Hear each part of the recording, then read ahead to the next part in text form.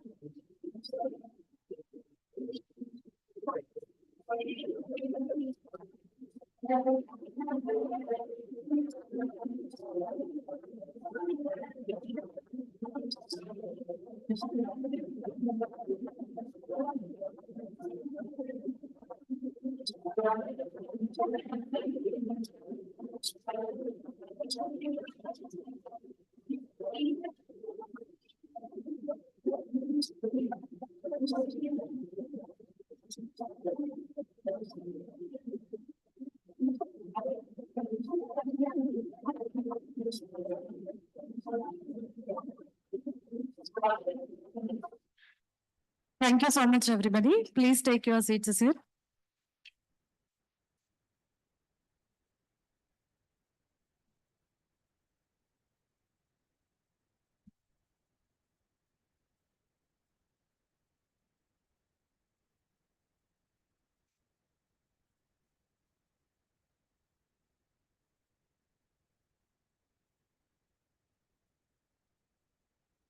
Now I invite dignitaries onto the stage to grace the occasion and to occupy the distinguished chair.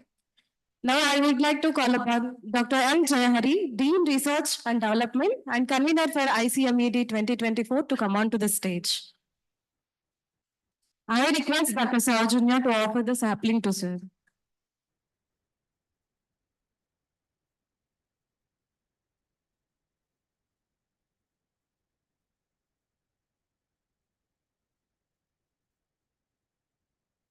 Thank you, sir. Thank you, ma'am.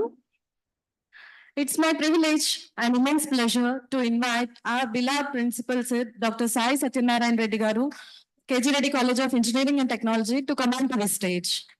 I request Mrs. Chandana to offer the sapling to the sir.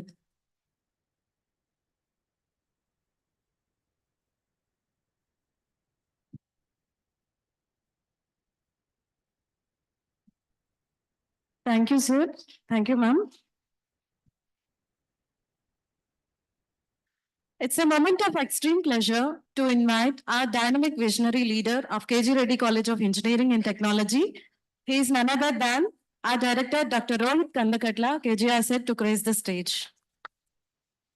I request Dr. Maithili to offer the sapling to sir.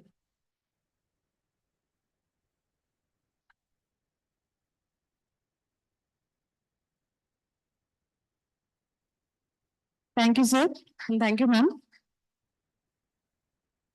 I would like to request our distinguished guest for the event, Mr. Mohammad Khan, Senior Consultant, National Institute of Rural Development and Panchayati Raj, Ministry of Rural Development, Government of India, to come on to the stage. I request Dr. Saurjanya to offer the sapling to Sir.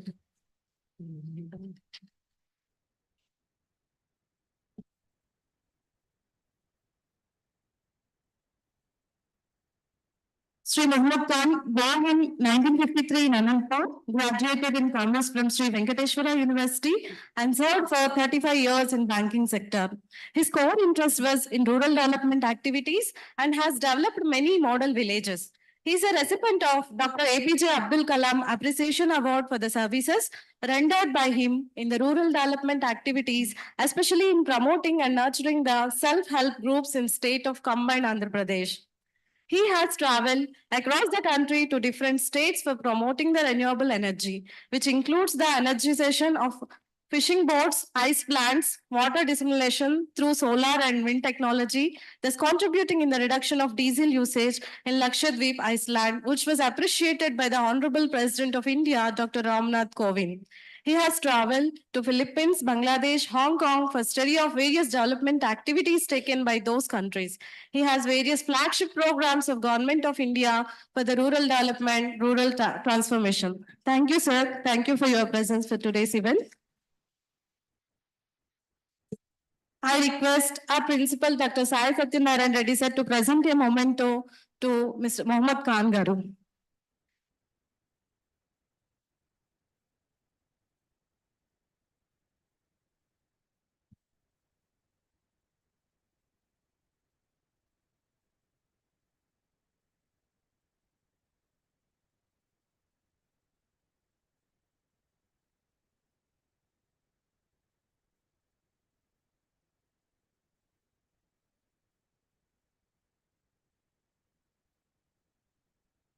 Thank you, sir, for your presence. I would like to request our distinguished guest for the event, Dr. Harivansh Singh Garu, Director, Department of Science and Technology, to come on to the stage. I request Dr. Udeshri to offer the sapling to sir.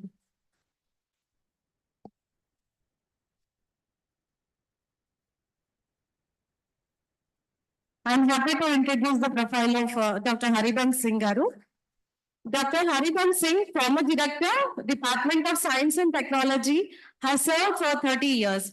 He has a PhD in Botany 1997 and MSc in Botany 1981 and BSc in 1979. Proactive in leading small and large terms for formulating project proposals and personally optimized proposals for getting funds from funding agencies. Possesses skills in evaluating proposals for issuing grant in aids to institutions and individuals across the country. Technical leader with a high degree of knowledge in overall field and recognized expertise in science and technology domain. Highly skilled at formulating research and administering strategies and policies, processes, and resources with high degree of autonomy. Established 3 centers of excellence, registered 3 patents, authored 3 books, published 34 research papers, 16 technical articles, and 12 state-of-the-art reports, and undertook 16 public and private funded projects. He has initiated National Science and Technology Management Information System and Women Scientist Scheme OSA. Various and number of proposals processed with financial support and many new projects are sanctioned worth hundreds of lakhs under many schemes. Served as the subject matter expert pertaining to research on botany and mustard oil processing. Worked in close coordination with external agencies and organizations for understanding existing research and developing the new technologies, and got 3 patents for developing these new technologies. Actively participated in many conferences and published various research papers and articles. Thank you so much, sir, for your presence here today. I request our Director, Dr. Rohit Kandakatla, to present a memento to Dr. Harivansh Singh, sir, Director, Department of Science and Technology.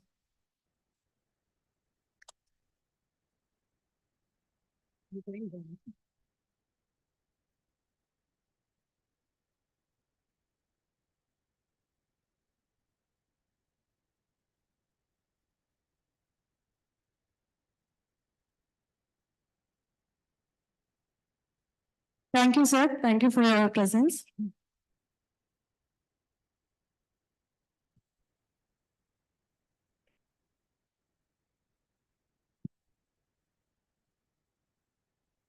So once again, on behalf of our management and organizing committee of ICMED 2024, I thank once again Dr. Hariban Singh sir and Mr. Mohammed Khan sir and all the dignitaries on the dais and off the dais from bottom of my heart for gracing this occasion to enhance next level.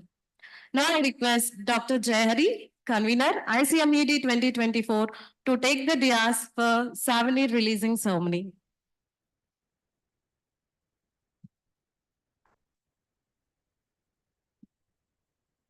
Thank you, ma'am. I'll start with the remarks of the ICMED conference. So, everyone, good morning to honorable distinguished guests, Dr. S.B. Singh, former director DST, and Mohammed Khan, sir, senior consultant in NIRDPR, National Institute of Rural Development and Panchayat Raj, and our director, KVR Set, Dr. Rohit Kandakatla, and principal, sir, Dr. Sai Reddy, Sai Satyan Reddy, sir, and after class, participants, and my dear faculty and the students. I, Dr. L. Jayahari, the convener, welcomes you all for this first international conference on multidisciplinary research and sustainable development, ICMED 2024 at KJR set. First, I would like to thank the distinguished guests for taking this precious time and making our event successful. And second, my faculty and participants for being presented here for today's session. Before going to with our today's session, I would like to deliver a short speech regarding the importance of this conference. So I start with our college first. So about KVR set, if you see, under the leadership of our chairman, K. Krishna Garu, the college has been established through Aristotle Educational Society, which was started in 2000. Established in 2008, KGLD College of Engineering and Technology, KGR set, so the purpose is to create the next generation of engineers who are trying to succeed in the time of constant flux. About our director, sir, Dr. Rohit Kandakatla is a national leader. I want to express my sincere appreciation for your guidance and mentorship throughout. Your work should help our faculty ensure success in truly commendable. Thank you, being an amazing writer, sir. And at the conference, if you see, the international conference on multidisciplinary research and sustainable development, mainly focus on sustainable development and engineering research, which are two important concepts in the field of science, policy, and the practice that aim to address complex global challenges and promote the well-being of current and future generations. The integration of multidisciplinary into the sustainability is essential because it is allows for more competence and understanding of complex sustainability challenges. This is the main we consider from the theme of the conference. So we have asked the faculty and also the other stakeholders so that they can involve in that and make it more sustainable as per the LGs of the nation. And let's see about the conference. International Conference on Multidisciplinary Research and Sustainability. If you see, the integration was such way that the communication part from the faculty in-house and also from the outside. We have confident of making the communication in this area. So that part we have taken care so that the papers coming from the different aspects was in that area. And we asked the faculty to not to deviate from this theme of the conference. So we succeeded in that one. I'll give the numbers in the shortly. So after this evaluation, we will be the Q&A session on sustainability concepts and development, followed by the final discussion and prospects of sustainable technologies, whereas our honorable experts would share their knowledge within us. And it will really help us develop deeper in the subject and understand its importance. I would also request my audience to remain seated and listen to our experts as thereafter they shall be liable to raise their doubts, questions. These doubts, questions, there will be taken up with our experts panels. Okay, so as I said, the presentation part, we have around 190 paper research articles we received, including inside and outside. From outside, we received 90 plus papers to our conference. Okay, around 60 papers got accepted and they are going to present today and tomorrow. Okay, so in this, there's these 2 days of program. These papers are going to be of 6 panel session and during the morning and afternoon session. Day 1 will be the afternoon session and day 2 will be there in the morning and afternoon session after the panel discussion. So next we have the student project, where in our conference we have the student project expo, which provides a platform to exchange research and innovation prototype from the said domains to share ideas related to the theme of the conference. And we are happy to share that our project expo we received around 8 to 10 projects expos. Projects are being received from the outside the college. Inside we have 10, so total around 18 to 20 we can expect for our project expo. Still, registration is going on. So based on this, we received a grant from Science and Engineering Research Board, that is SERP, New Delhi, for organizing this ICMED 2024 conference under seminar symposium. And at the same time, in collaboration, this conference is conducting with the TSIC, Telangana State Innovation Cell. Okay, so before we start this program, I would like to express a gratitude towards you sincerely about coming over here and also to make it success. And at the same time, I wish you a happy, very happy and happy stay over here. And now let us proceed for the inaugural of the proceedings of the ICMED 2024. Thank you very much, and we'll start the procedure for this starting of opening of the seminar for the guests.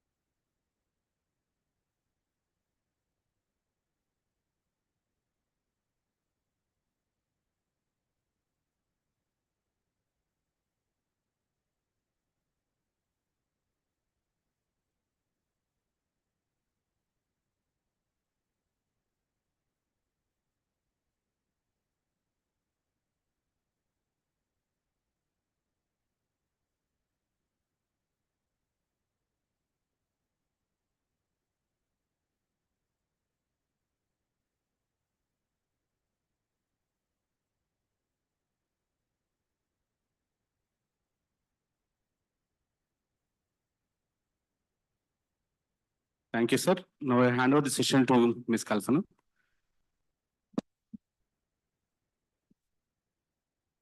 Thank you, sir. Now I request Dr. Sai Satyanarayan Reddy Garu, Principal KG Asset, to address this gathering.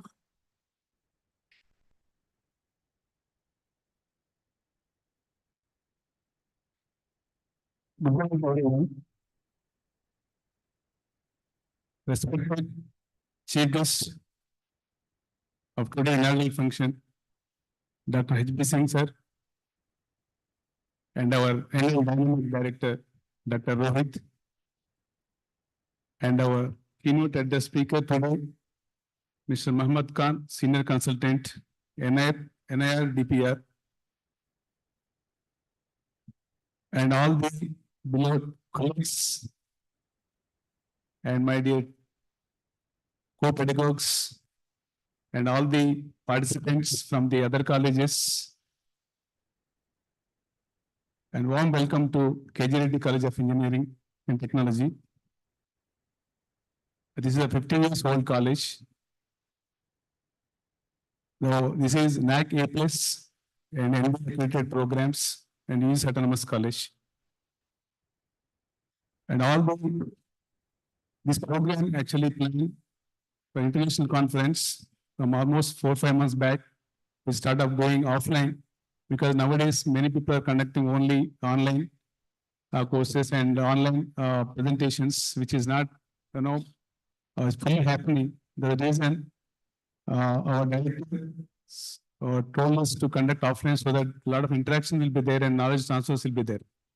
So that's the reason we are conducting in offline mode, and so that now I can see a real maybe these 3 days we can have a real knowledge transfer and also physical presentations and a lot of questionnaires and a lot of good experience from the college. I think it's a takeaway to all the participants. And down the line, we are also exhibiting some some projects from the students. Recently, we conducted a pulse program also. This college, I can promise that this is my actually 20 years of experience as a principal. I'm a principal last 14 years. This is last giant 3 months back in this college, but what I observed in this college, a lot of research is happening. I'm really proud to tell you that a lot of research is happening in the college. That is all because of our young and dynamic director, Dr. Rohit is also doctorate from Purdue University in Indian education. So with his vision, now we are already doing a lot of work on the innovations, incubations, and teaching. All these things are happening, and students are tremendously involved in the projects and as well as our faculty members. So I'm very happy. And these things, I guess all our volunteers and the program coordinators will help you in doing smooth conduction of this series program, and a lot of takeaway to all of you and knowledge transfer should be there. And wish you all the best, and I'll be there with you with these 3 days. And whatever help you want is open, and our faculty and our coordinators also will help you. Okay, wish you all the best. Thank you very much.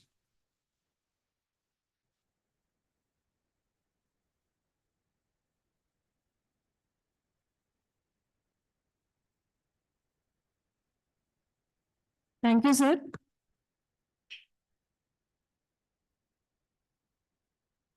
Now I would like to request our Honorable and dignified Director, Dr. Rohit Kandakatla, to speak the importance of this event.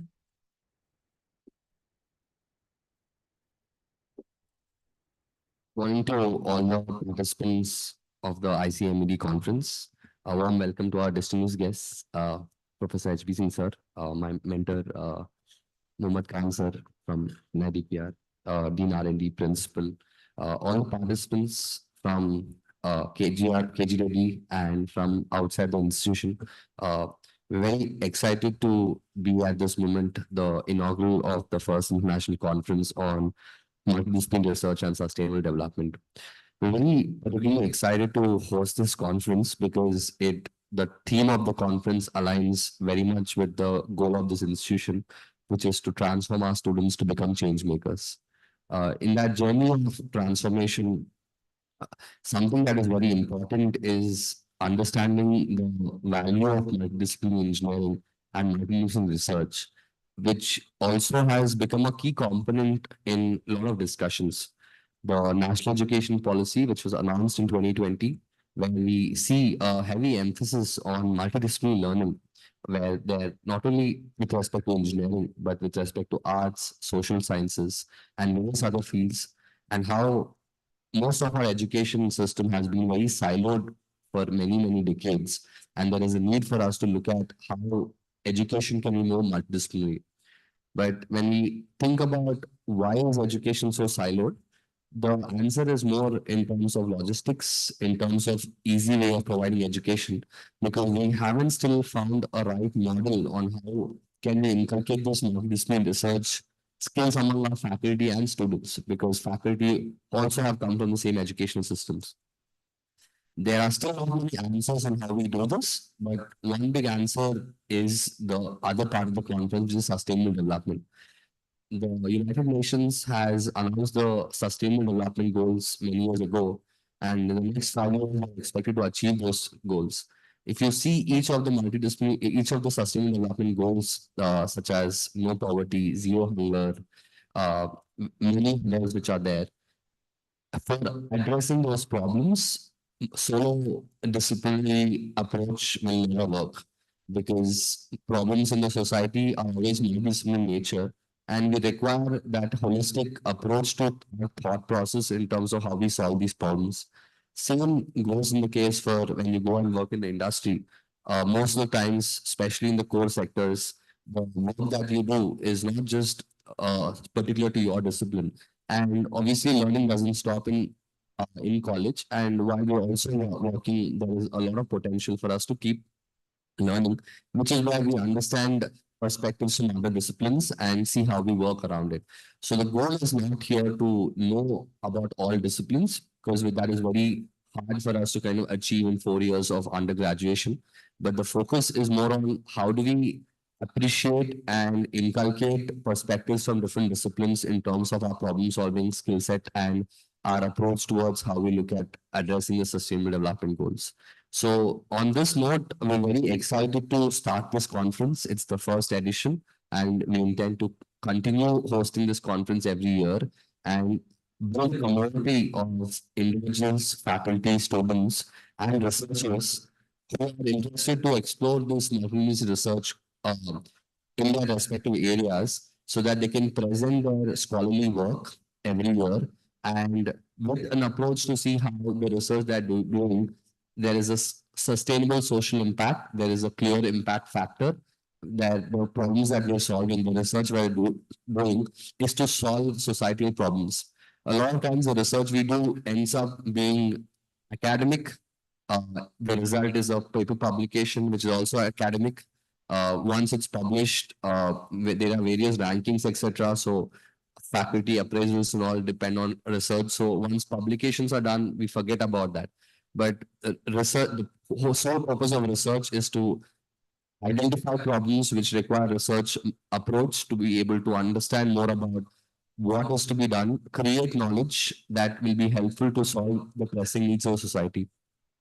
So I'm thankful to the entire ICMED conference team for coming up with the theme of this conference, where it's not only multidisciplinary research, but also aligned to sustainable development.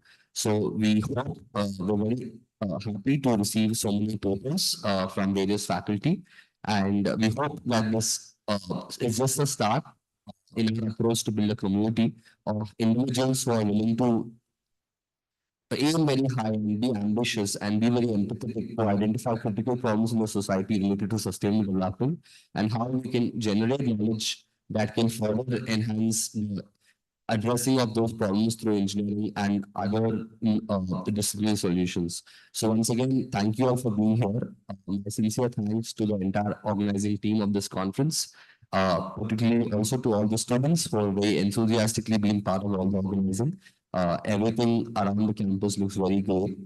So we look forward to a lot of enriching discussions in the next couple of days. Make sure we talk to each other, make sure we ask.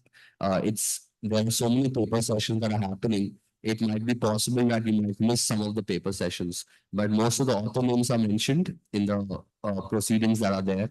The paper names are mentioned. So during the lunch breaks and the tea breaks, if there are any particular authors would you like to meet, we have the name tags. Try to see if you can reach out to them. Have enriching conversations on how we can go about not only about presenting your work at this conference, we're hoping you can build some strategic collaborations of further research in the next 1 year, where you build collaborations with each other from different institutions and work on studies which can be published in the next conference. But the whole goal here is to build this community, which obviously is a very organic and slow process, but we're very committed to do this. So thanks once again for everyone who's attending this conference, who submitted the papers. We hope for a lot of insightful discussions, and we hope this is the start of a moment in terms of multi-user research and sustainable development. Thank you.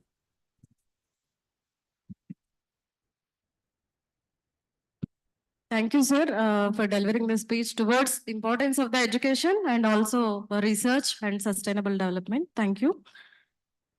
Now I request our distinguished guest for the day, Mr. Mohammad Khan, Senior Consultant, National Institute of Rural Development and Panchayati Raj, Ministry of Rural Development, Government of India, to deliver the speech for us.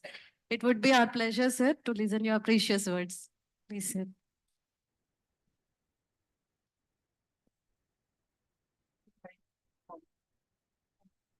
Huh? 10 minutes. Keynote address or what? No, keynote address later. Acha. Okay, thank you very much to the organizing committee of this college. Especially, I salute Dr. H.B. Singh, sir, to be the chief host of this program. because I have a lot of time to speak to you as in the keynote address. I don't want to take time here now. Leave it to Dr. H.B. Singh sir to give his insights about this so that we can take something from his talk so that we can view our talk based on that, what he wants us to talk. I don't know. I felt that I'm an admin out here because here so many doctorates, so many, I think, highly qualified and intellectual academia is here. I am a practitioner. How the organizers have chosen me for this program, I don't know whether I will be able to do justice to what I want to do. I think ultimately, as you are the administration, whether you will give me the pass marks or you fail me, I don't know. Let me test myself here after to my keynote address. With this few words, I personally thank the director of this institute, the principal, the organizers, and those people who have continuously followed with me to diagnose here. I thank all of them for this, and I will try to, I think, review my voice during my keynote address. Thank you very much.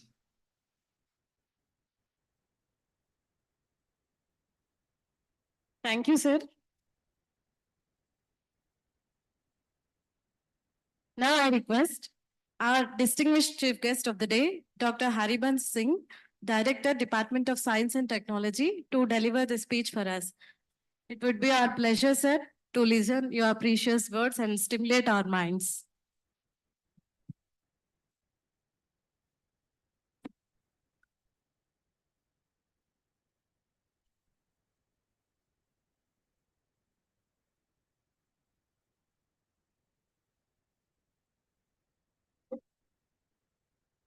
Good morning. Respected and highly accomplished dignitaries on the dais, faculties, invitees, researchers, students, and the organizers. Let me tell you at the outset, I'm so grateful to the organizers, particularly Dr. Rohit, who invited me to share my thoughts in front of you. I'm also obliged to see the kind of topic which is selected for this conference, which is very close to my heart. Being a R&D manager in the Department of Science and Technology for more than 3 decades.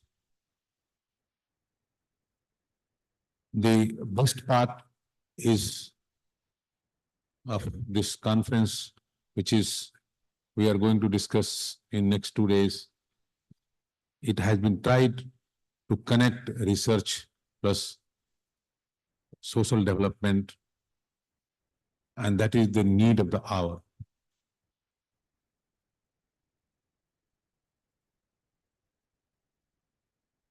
Ladies and gentlemen, I have brought some of my thoughts. I will read it. It is time to, if you have time, we will further discuss it.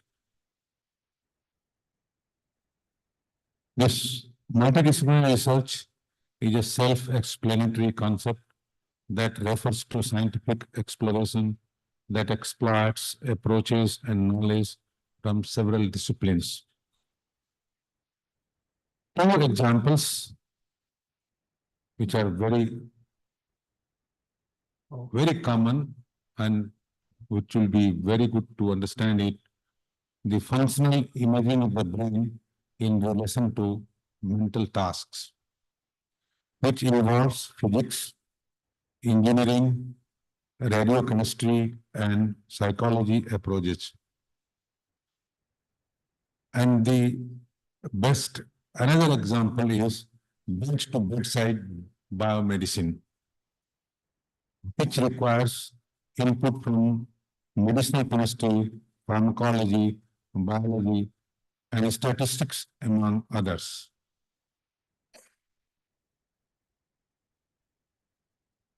It is apt to talk on some advantages associated with multidisciplinary research.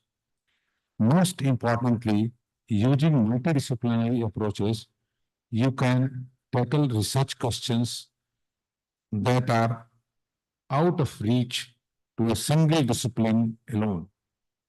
In addition, multidisciplinary research is highly intellectually stimulating. Its trendy vibe can also make some grant applications succeed, especially in dedicated funding schemes of BST, SERB, BRBO, CSIR, NIT, etc. Let me also, for your convenience, quickly summarize multidisciplinary research multifaceted advantages. It is access to expertise via the sharing of knowledge, skills, and techniques.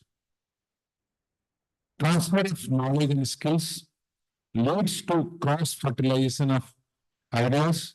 It brings less isolation for researchers. Researchers gain an increased respective network of contacts in the scientific community through collaboration. Improve the visibility of the work through dissemination actions at both sides of each collaborator.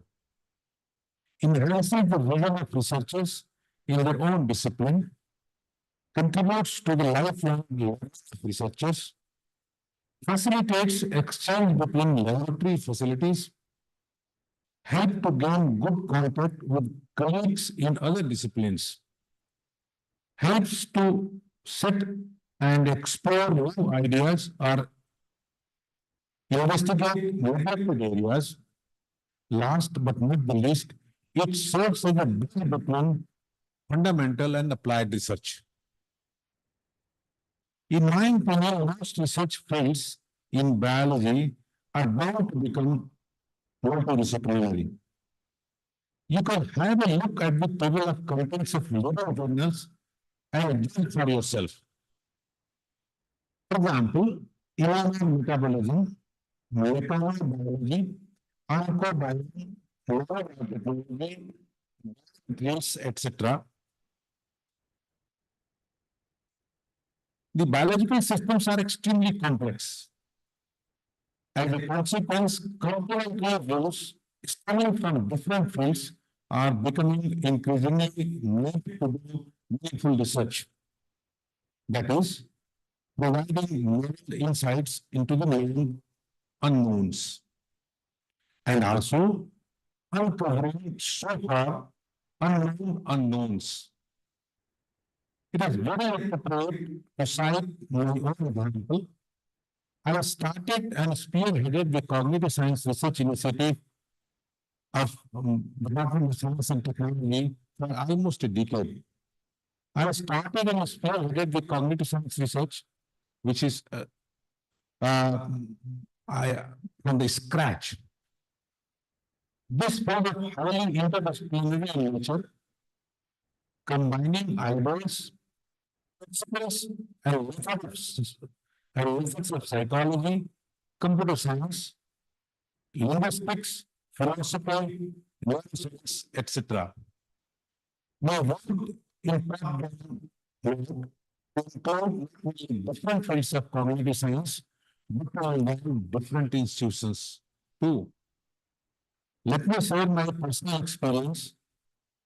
These days, wherever I go, the method in almost all institutions are mixing of cyber physical system and computer knowledge.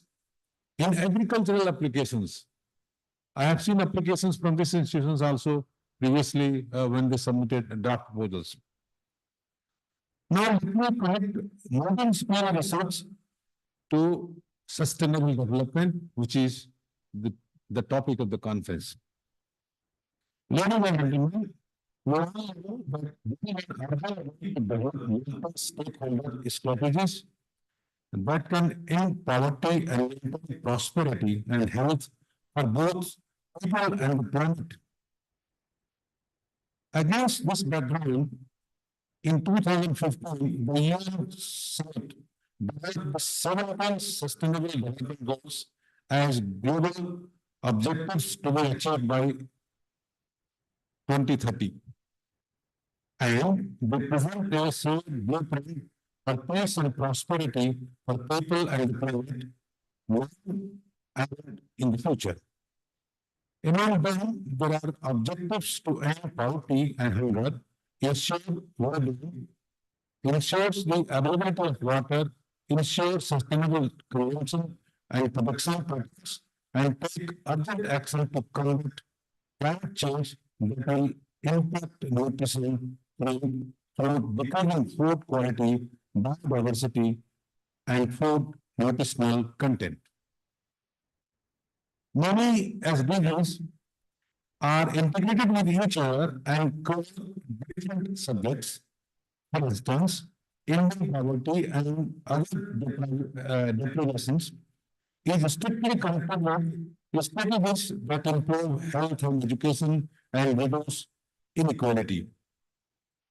All while tackling climate change and working to preserve oceans and forests.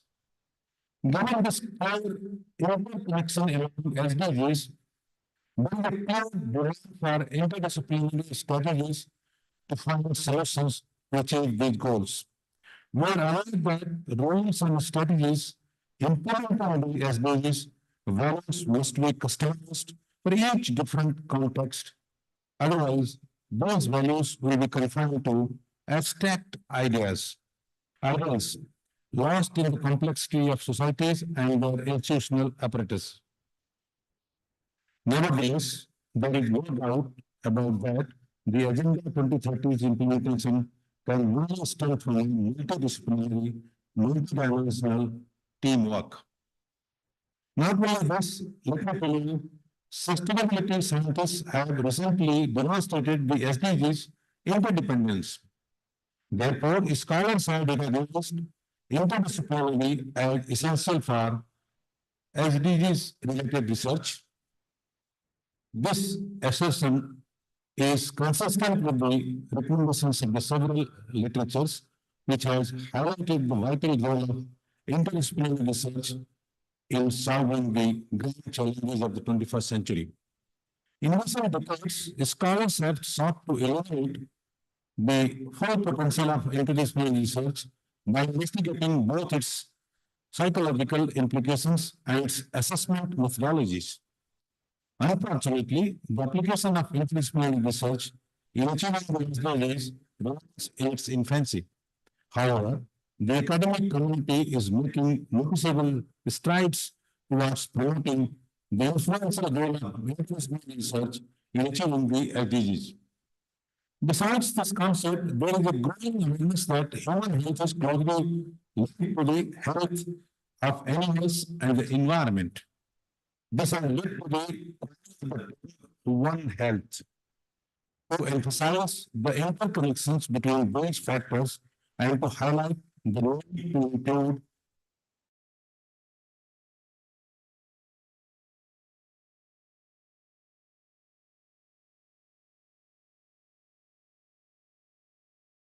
threats shared by people, animals, and the environment. In this context, I would like to comment that it is vital to generate integrated and multidisciplinary knowledge related to the promotion of human well-being, considering multiple interconnected factors such as diet and nutrition, the environment, economics, and social and legal factors to achieve sustainable development goals. Once again, I wish to reiterate that sustainable development is important because it integrates economic progress, social equity, and environmental stewardship. We can ensure a balanced and prosperous future for all by increasing sustainable practices. Finally, thank you for your time. I appreciate the opportunity to speak with you today. Thank you.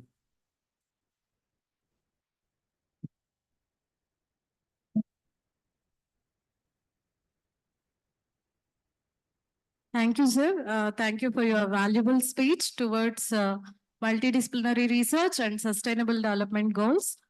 Thank you very much, sir. Dear all, we are at the end of the inaugural session. Let me take this opportunity to thank Dr. Rohit Kandakatla, Director KG Asset, and Dr. Sai Satyanarayan Reddy Garu, Principal, and the entire organizing team to conduct the ICMED in the college. And I'm grateful to Dr. Hariban Singh sir and Dr. Mohammad Khan sir and today's distinguished guests to grace the session to take their time out from their busy schedules to be with us today. I thank everyone present over here to make it successful. Thank you all once again. I request all the dignitaries to join for a photo session near amphitheater. And dear participants, next followed by keynote session will be continued. We'll take a small break here. Thank you.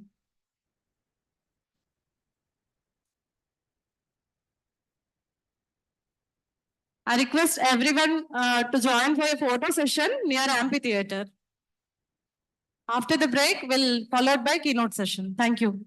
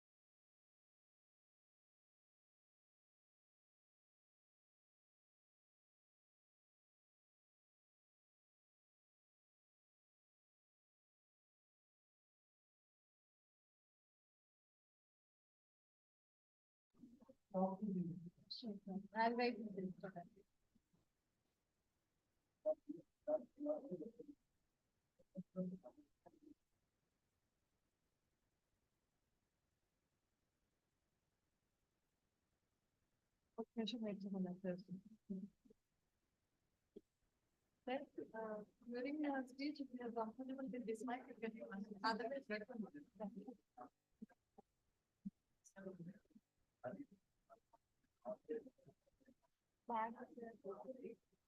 Sir book రావాలంట.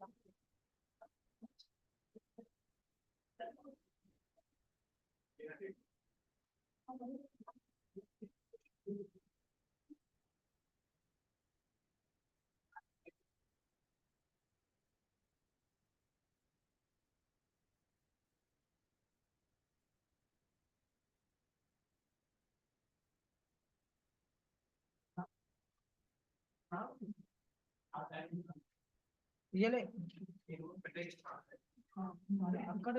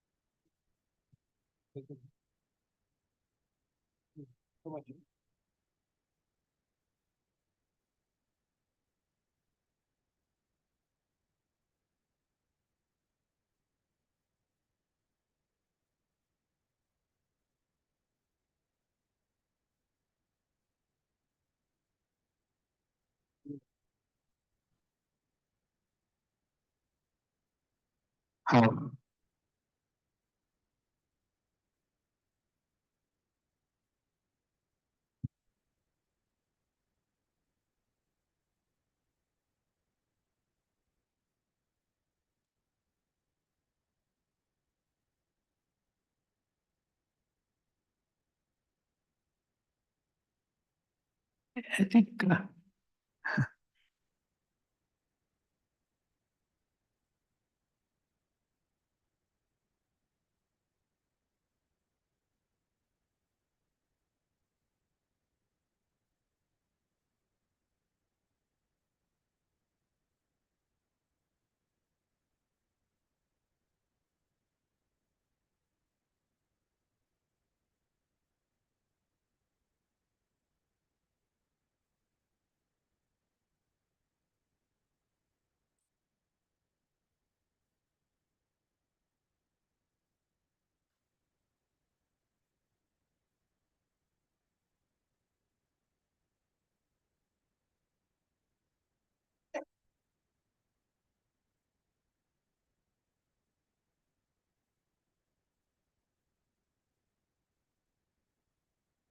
check, check, check, check, check.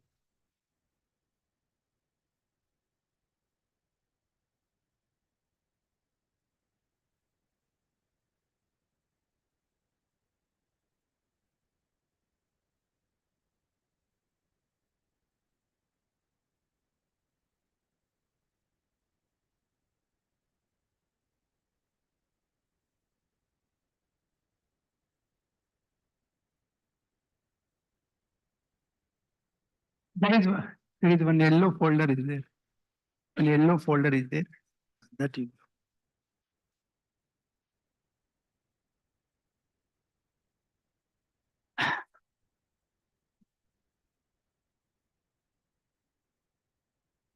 Okay.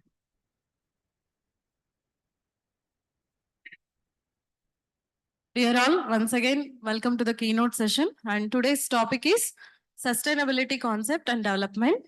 Now I request our keynote speaker for the session, Mr. Mohammad Khan, Senior Consultant, National Institute of Rural Development and Panchayati Raj, Ministry of Rural Development, Government of India, to take over the session. Please sit. Thank you.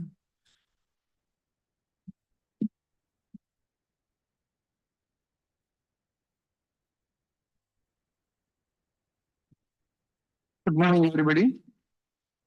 I'm given half an hour time, I believe.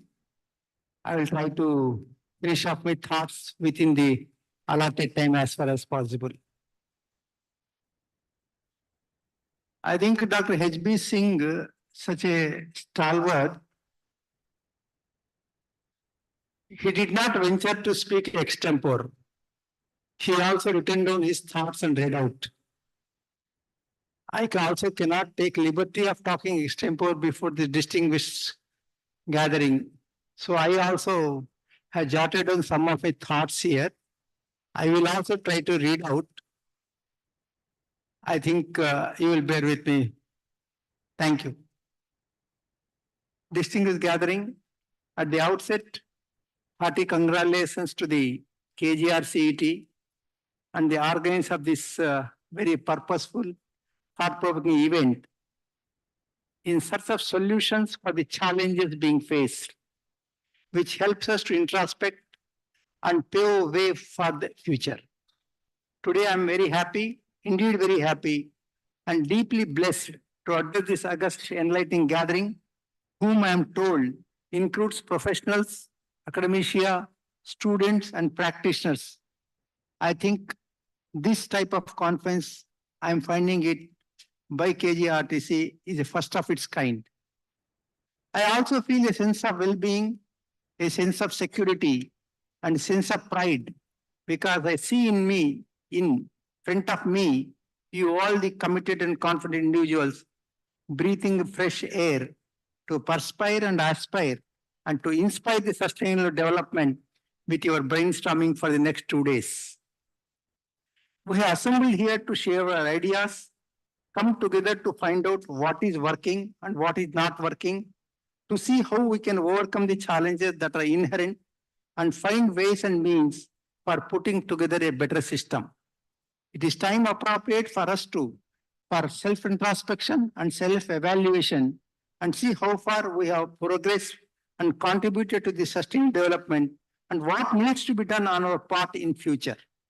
Everybody has his own way of understanding, perceiving, and picking up right things. As long as we determined at the back of our mind to make amends to improve right frame of mind and passionate to make profound difference to achieve the objectives and goals set for sustainable development. You are all aware that India is aiming to be the third biggest economy in the world. Besides working towards becoming the developed country, developed nation by 2047.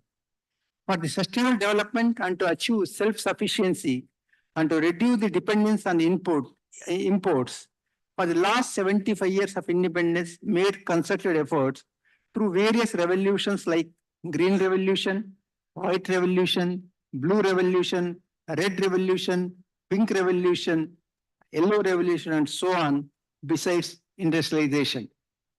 We have pursued various ways like Swaraj of Gandhian thought, Pura, a concept by Dr. APJ Abdul Kalam, a cluster approach and rural approach and integrated humanism by Nanaji Deshmukh. Further, of late for the last 10 years, we have been concentrating the development across the country through aspirational districts program and with the success of the same, now vigorously following with the aspirational blocks program in 500 remote and underdeveloped blocks to achieve the state and national averages in about 39 indicators identified. I'll come to that later. At this juncture, it is necessary for us to understand what is sustainable development. Brundtland Commission report of 1987 defines the sustainable development, which says that the concept of sustainable development is the development of the present generation without compromising or disturbing the needs of the future generation. And these include the social sustainability, which is centered around the people like education, health, equity, balance of life, economic stability, sustainability, which goes with profit and cash flow. Environment sustainability is centered around the planet like air, water, energy, soil, fire, and we call as the Panchabhutas. The Brundtland Commission made 5 important recommendations. Limit the population growth, ensure food security, ensure this safe energy, control export of hazardous industrial chemicals, good city management.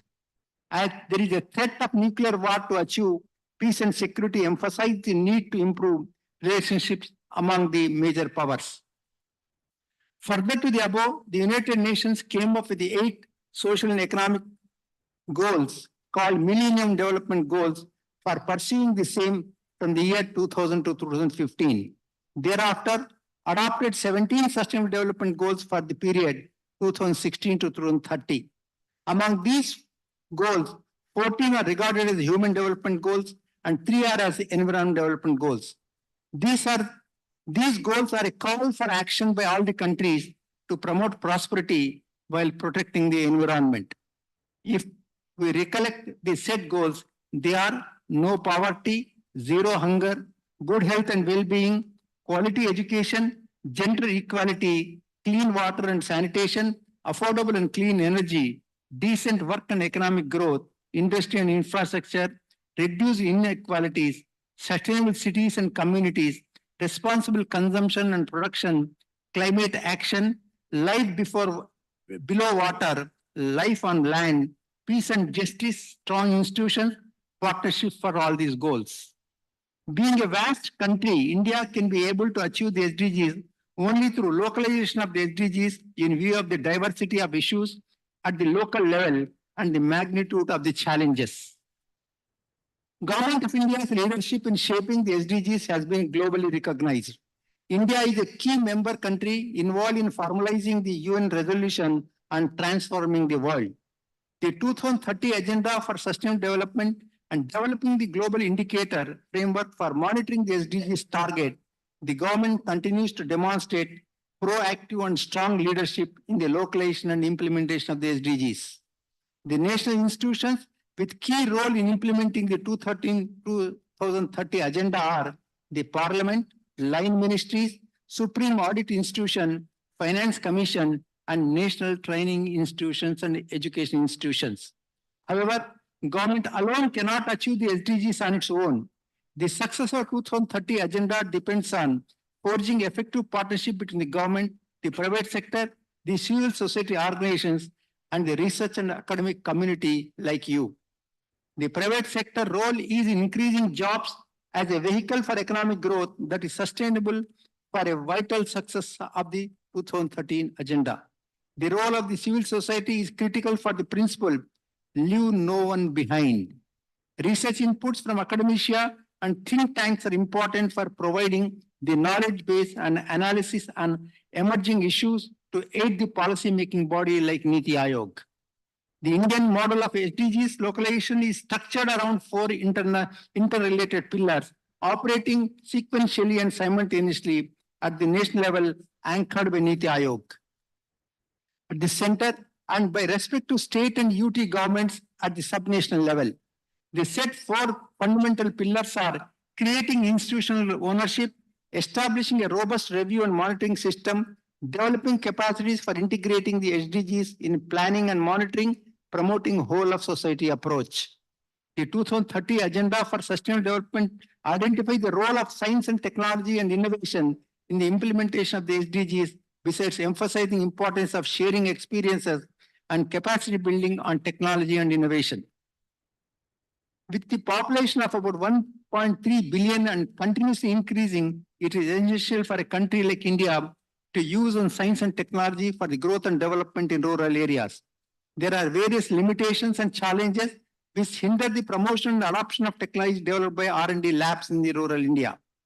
The education and training institutions need to play a role of catalyst so that the technologies which are technically feasible, economically viable, and socially acceptable are taken forward in a scale. Although development is happening in the rural areas on many fronts, but the distress level among the majority of the people still persists. There is a need for the technologies we develop must be taking local needs into account. There is a need to bestow our attention on frugal innovations which can be affordable and adaptable. There is a need for creation of wealth in rural areas for sustaining living. Wealth creation can only happen through 2 interventions. First, we must focus on adoption of technology. Second, improve the productivity in all sectors. In agriculture, the factor of productivity to investment is diminishing, which can only be addressed by use of appropriate technology-based solutions. We will not be able to create additional value without attempting these interventions. We have a host of S&T institutions and observed to be working in isolation under various sectors. The innovations are lying as a depository, but not reaching to the ground level. There is a need to adopt the concept of lab to land. There is a need for coordination, collaboration among them, and associate the education and training institutions for greater outreach, and shall ensure avoiding duplication among them to save time and energy. Agriculture being the main occupation of 60% of our population, there is a need for us to think about sustainable agriculture. As already intensive agriculture is identified as one of the causes of methane emissions, there is a need to address this issue. We hear about various cropping patterns like polyculture, permaculture, organic farming, natural farming, dual culture, monoculture, monocropping, multiple cropping, etc. Of late, drone technology in agriculture is becoming increasingly popular due to their ability to collect valuable data, monitor crops, and improve overall farm management, which we call as precision agriculture. We are hearing about the usage of biochar, which is said to be helping in reducing the global warming. There is a need to study in depth by the agriculture scientists at various geographical locations and identify the suitable methodologies and create awareness among the farmers, the best agriculture practices suitable for them with less strain on the soil and grow good and healthy food. At this juncture, I would like to recollect what has been told by our Honorable Prime Minister. I quote, India is 1/6 of the global community. Our development needs are enormous. Our poverty and prosperity will have direct impact on the global poverty and prosperity. People in India have waited too long for access to modern amenities and means of development. We have committed to complete this task sooner than anticipated. However, we have also said that we will do all this in a cleaner and greener way. I unquote. I also quote what Prime Minister has said in the other context of climate change. I quote, India has drawn a roadmap for tackling climate change and for environmental protection by maintaining a balance between present requirements and future vision. Protecting environment is a matter of faith for us. We have natural resources because our previous generations protected these resources. We shall also do the same for our future generation. I unquote. In the above background, let us see what has happened. Life has existed on the planet for millions of years and human life for over 2 lakh years. Humans as a race have grown leaps and bounds in their tools, technologies, power, speed, and population. The growth of humans after we started using coal, oil, and gas and started to industrialize ourselves over the last 1.5 centuries has been unprecedented. The same growth has also become the cause of degradation of elements like nature, like air, water, soil, which are essential for the survival of the human life on the planet. I would like to recollect what our Jatipita said. I quote, the world has enough for everyone's needs, but not for everyone's greed. I unquote. We have already polluted the air we breathe, the water we drink, the soil on which we grow our food. The amount of interest and care we attach for our mobiles, our computers, our vehicles, etc., we do not attach for our nature. Mother Nature took millions of years to create the right climate balance and for humans on the planet, and we have changed it in a matter of just 150 years. Climate change is not new. It has been happening in the past, but the present climate change is very quick, mainly due to the various human activities which do for our so-called comfort and economic development. Since the 1850s, the activities like burning of fossil fuels, the coal, oil, gas, which produce heat trapping, greenhouse gases has been the main driver of climate change. The climate change is resulting in frequent floods, forest fires, storms, etc. If we see and compare these with that of 1970s to 2019, the floods have increased from 313 to 1,393. The forest fires increased from 28 to 127. The storms from 249 to 1,108 as per the available information. Keeping in view the dangers predicted by the experts due to climate change, The entire world community has come together and have been discussing over the year for the remedies, and through Paris Agreement, all the 196 countries are adopted a resolution to reduce the emissions intensity by at least 33% by 2030, to generate at least 40% of electricity from the non-fossil fuel sources, to create an additional carbon sink of about 25 billion to 13 billion tons. Further, the various countries have indicated for achieving the net zero target. The developed countries, that is G7 countries like US, UK, France, Germany, Italy, 250. However, it is being advocated to advance it to by 2040. China indicated to achieve by 2060, and India committed to achieve by 2070. However, there is a pressure on India to advance it to 2050. However, we have own contentions for seeking time up to 2070, and they are: India has contributed a little to global warming compared to the developing countries, that is 1.07 tons of CO2 per person compared to 14 tons of CO2 per person by USA. India is the 7th number in CO2 contribution. India has significant energy needs for the development to meet the aspirations of the young population of the country, and hence the need to produce energy, however, assuring to pursue with the low carbon strategies. India needs to build climate resilience.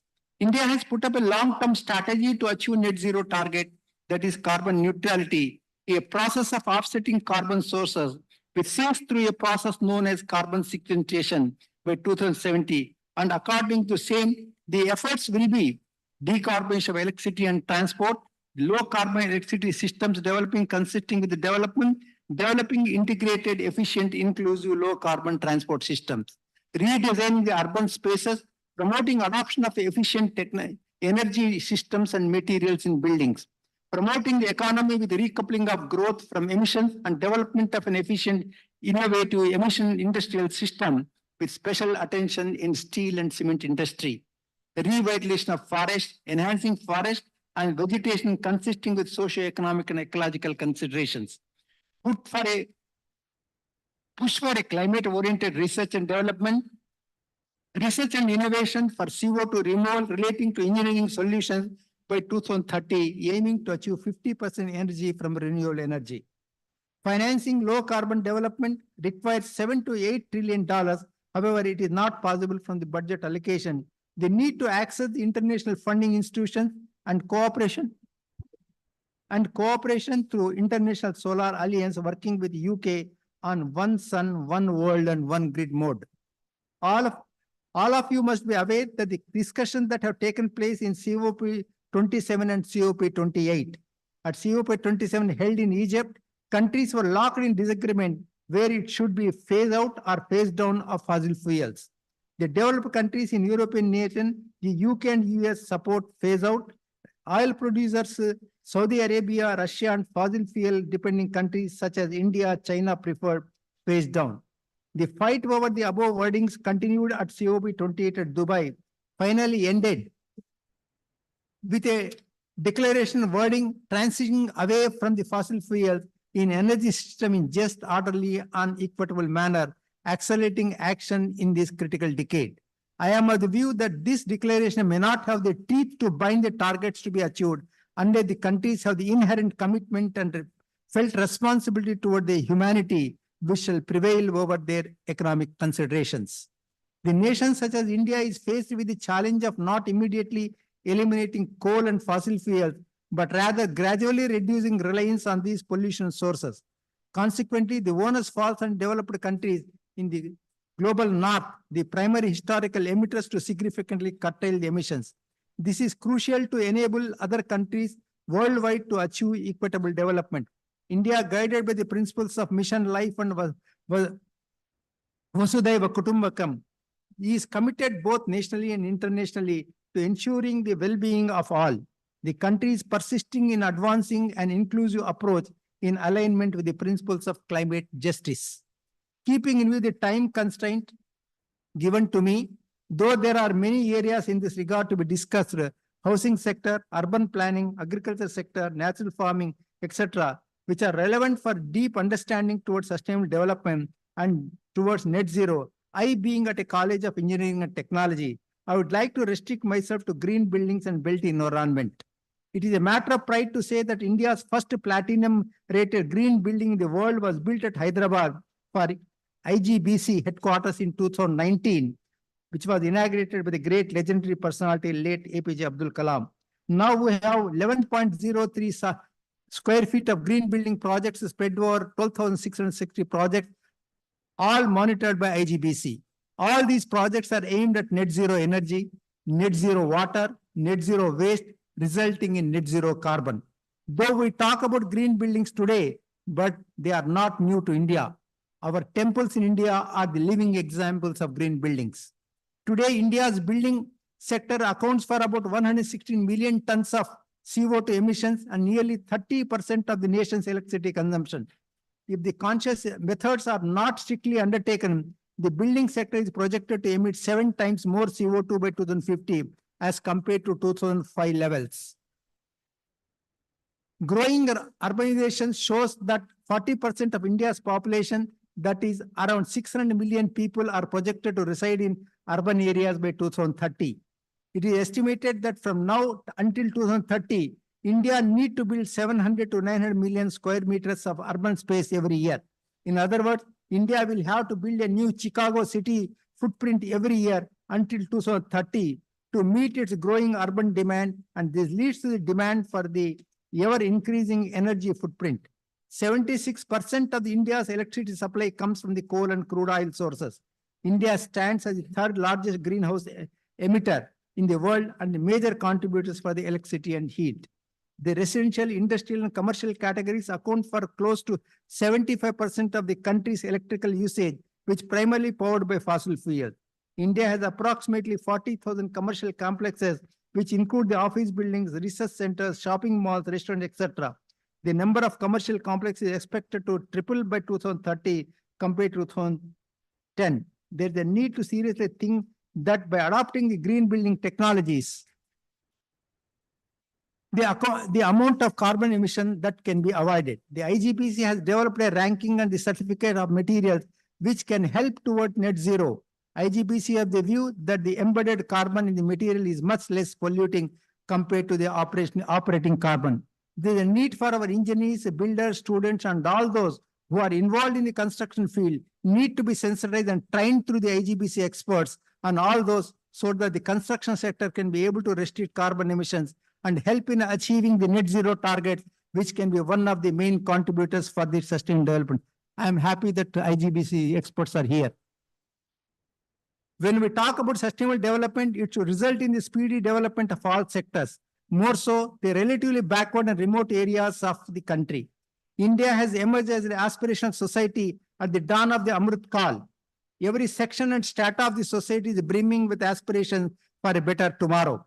Keeping with the same, Government of India, through Niti Aayog, is spearheading the aspirational blocks program across the country in 500 blocks covering 328 districts, covering 50% of the country, and identified 7 core sectors and 11 central ministries to lead and steer, and the same was launched by the Honorable Prime Minister of India on 7 January 2023 during the second National Conference of the Chief Secretaries. The development is driven in the spirit of Jan Andolan, enabling Jan Bhagedari, associating the public at large, advising to make a SWOT analysis in each block under different themes, namely health and nutrition, education, agriculture and allied services, basic infrastructure and social development, giving weightage under key performance areas at 30, 30, 20, 15, and 50 respectively. It is a saturation mode.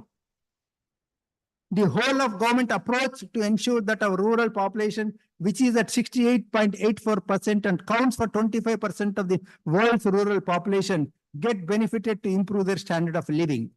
It may be interesting to note that in a matter of 15 years, 41.5 crore people exited from the multidimensional poverty. It becomes the responsibility of every one of us to associate with this great initiative and contribute for the development of the backward and remote areas, through which only the sustainable development in the country can be accelerated. The 2 days conference, the workshop, shall dwell on these aspects, including the dangers of climate change, and should contribute with the innovative ideas, technologies to achieve the goals set for ourselves as a country for the betterment of the humanity at large world over. Now, having understood the task before us, it is only a matter of time before we bring in beautiful, sustainable results. It is only a matter of time we bring in flawless performance. It is only a matter of time before we become the accomplished sustainable development crusaders, rather army. I would like to conclude with the Swami Vivekananda said, and I quote, "Prati manishi oka అపురూపమైన దైవత్వం అతనిలో అంతరంగాల్లో ఉన్న దైవత్వాన్ని ఆవిష్కరించడమే మన ఏకైక లక్ష్యం." Translation in English goes as below. Everybody has divinity thriving in him. Our one and only goal should be to make everyone in his hearts of heart realize the divine quality of lying dormant within him to contribute to the well-being of the humanity. So with composure in body, commitment in mind and compassion in heart, with all creative energy, brilliance of all of us together, with genius at our command, we can do wonders and miracles to achieve the goals set for ourselves for the sustainable development. Let us now follow the slogan of our Honorable Prime Minister, Sabka Saath, Sabka Vikas, Sabka Prayas or Sabka Vikas. I think the organizers of this event, management of the college for the opportunity. I thank the organizers of the event and management of the college for the opportunity provided to share my views. If the audience find any useful material in my talk, may kindly try to follow and help in achieving the goal. If otherwise, may kindly and conveniently ignore this. Jai Hind.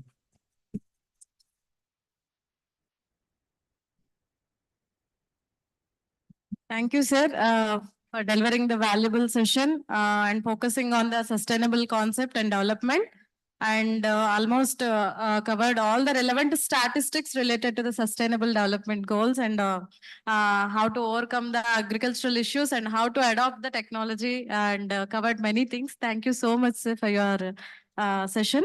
Now, I'm requesting Dr. L.V. Reddy, sir, CSD department, head of the department, to come onto the stage and to present a memento to this, sir.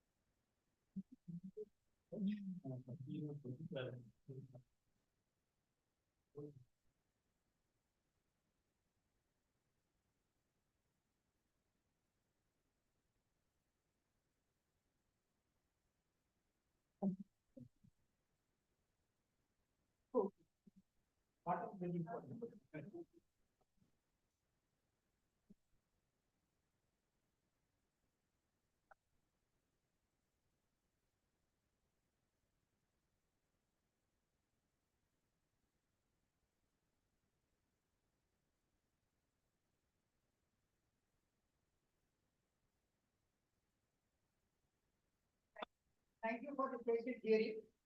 I will conduct the news because I have another engagement. Thank you, sir.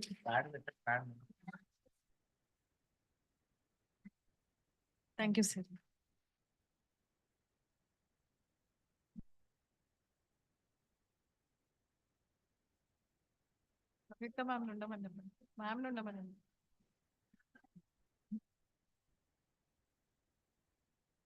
Now, without any delay, we have panel discussion on topic perspectives on sustainable technologies. We all know that a panel discussion is nothing but it's an event where a group of expert guest speakers we all have here. So guest speakers comes together to discuss on a specific topic. So that is today's topic is perspectives on sustainable technologies. The aim of this panel discussion is to present different perspectives, bounce ideas of each other and come up with some haha moments like here, moderator will be there. Moderator will guide this discussion and the audience is often invited to ask the questions at the end. Now, I would like to invite our guest speakers onto the stage. First of all, now I would like to call upon Mr. Srinivas Charla, Director, Sustainability, Research and Innovation Circle, Hyderabad, to come on to the dais.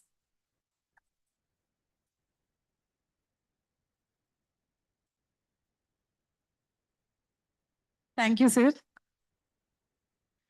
Now I would like to request Mr. Saurav Chaudhary, Architect and Urban Planner, CII, Counselor, IGBC to come on to the dais. Thank you, sir. Now I would like to request Mrs. Anni Vijaya, CEO, Atal Community Incubation Center, CBIT, to come on to the dais. Thank you, ma'am.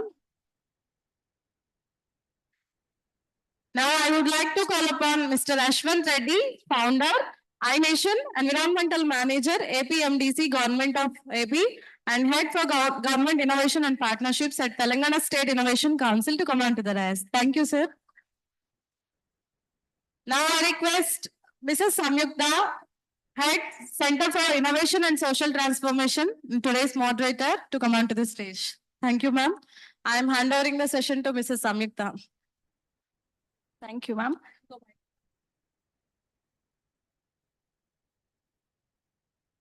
Check.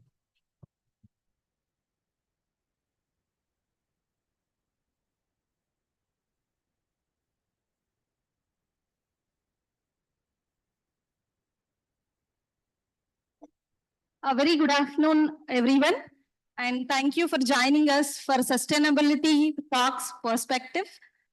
As someone deeply passionate about sustainability, I'm honored to moderate this panel for this day discussion today. Before we dive into our discussion conversation, I would like to share a brief thought on the importance of sustainability. Sustainability is not just about protecting the planet. It's about serving a future where humanity and nature thrive together harmoniously. With this in mind, let's begin our panel discussion on sustainability, where we all are explore various perspectives and insights from our esteemed panelists. Let us start with Srinivas Cherla, sir, Director of Sustainable Research and Innovation Circle, Hyderabad. As he has immense experience in the field of sustainable energy, sir, could you please share your perspectives on sustainable energy practices and their effects?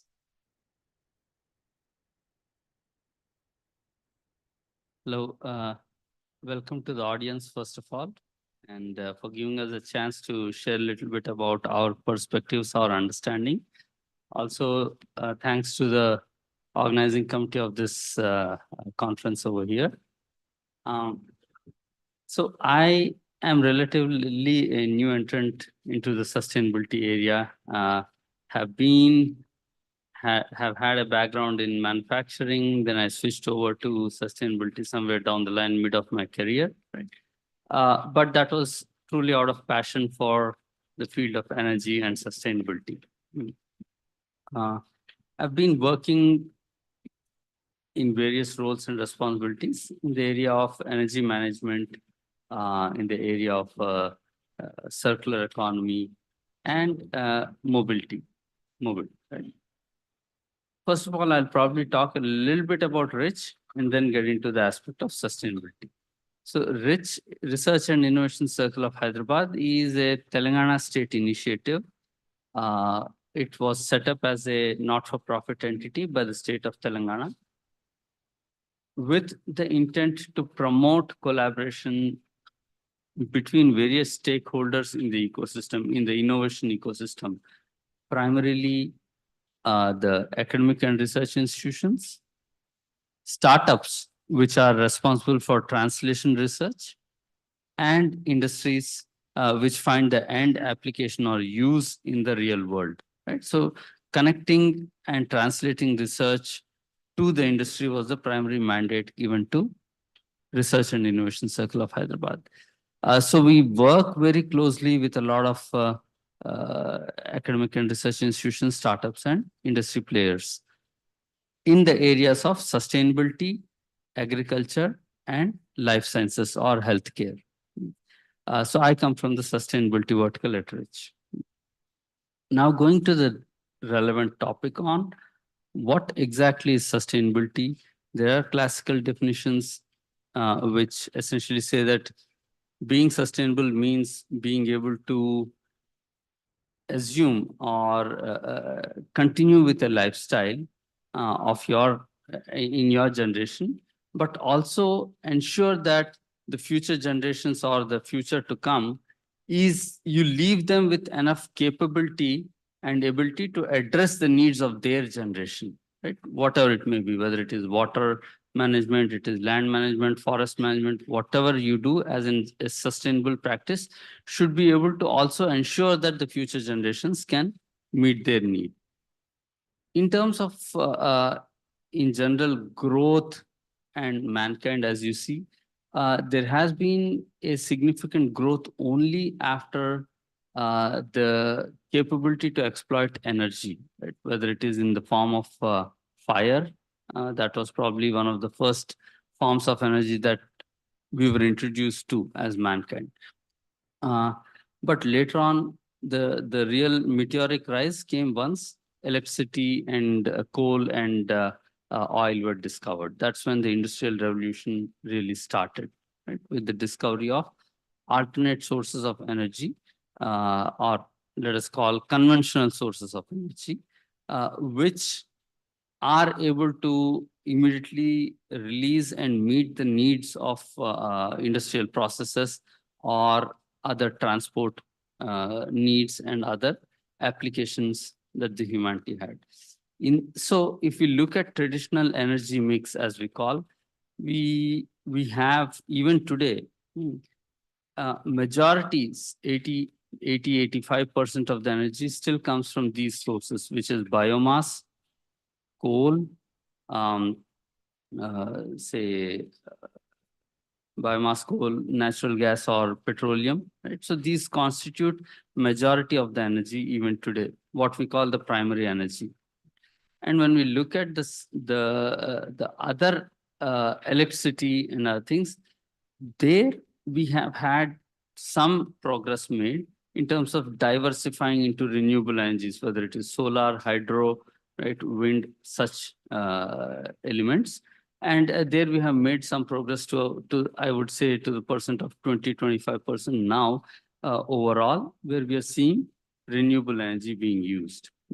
Even there, majority of the electricity still comes from coal-fired power plants or other conventional sources of energy. So when we look at energy as a whole, we still haven't made too much of progress. When we look at electricity as being one vector of energy, we have made, in humanity as a whole, has made some progress. Right? Now, therefore, there's a significant challenge and a risk as well for humanity if we are not able to diversify our primary energy mix, which is still fossil fuel based, to something which is more green, more sustainable, more renewable. And that is where the focus today from the current administration or even globally is to look at alternatives for petroleum, look at alternatives for coal as a heating source or as an energy source. And so last year, India as well realized this great opportunity and has launched something called National Green Hydrogen Mission, which essentially targets hydrogen as a vector for decarbonization, moving away from fossil fuels, and as a major source of energy going forward. We don't, so whatever exchequer losses are there in importing and subsidizing oil and petroleum-based fuels, we can recover through investments in the green hydrogen or production of hydrogen space.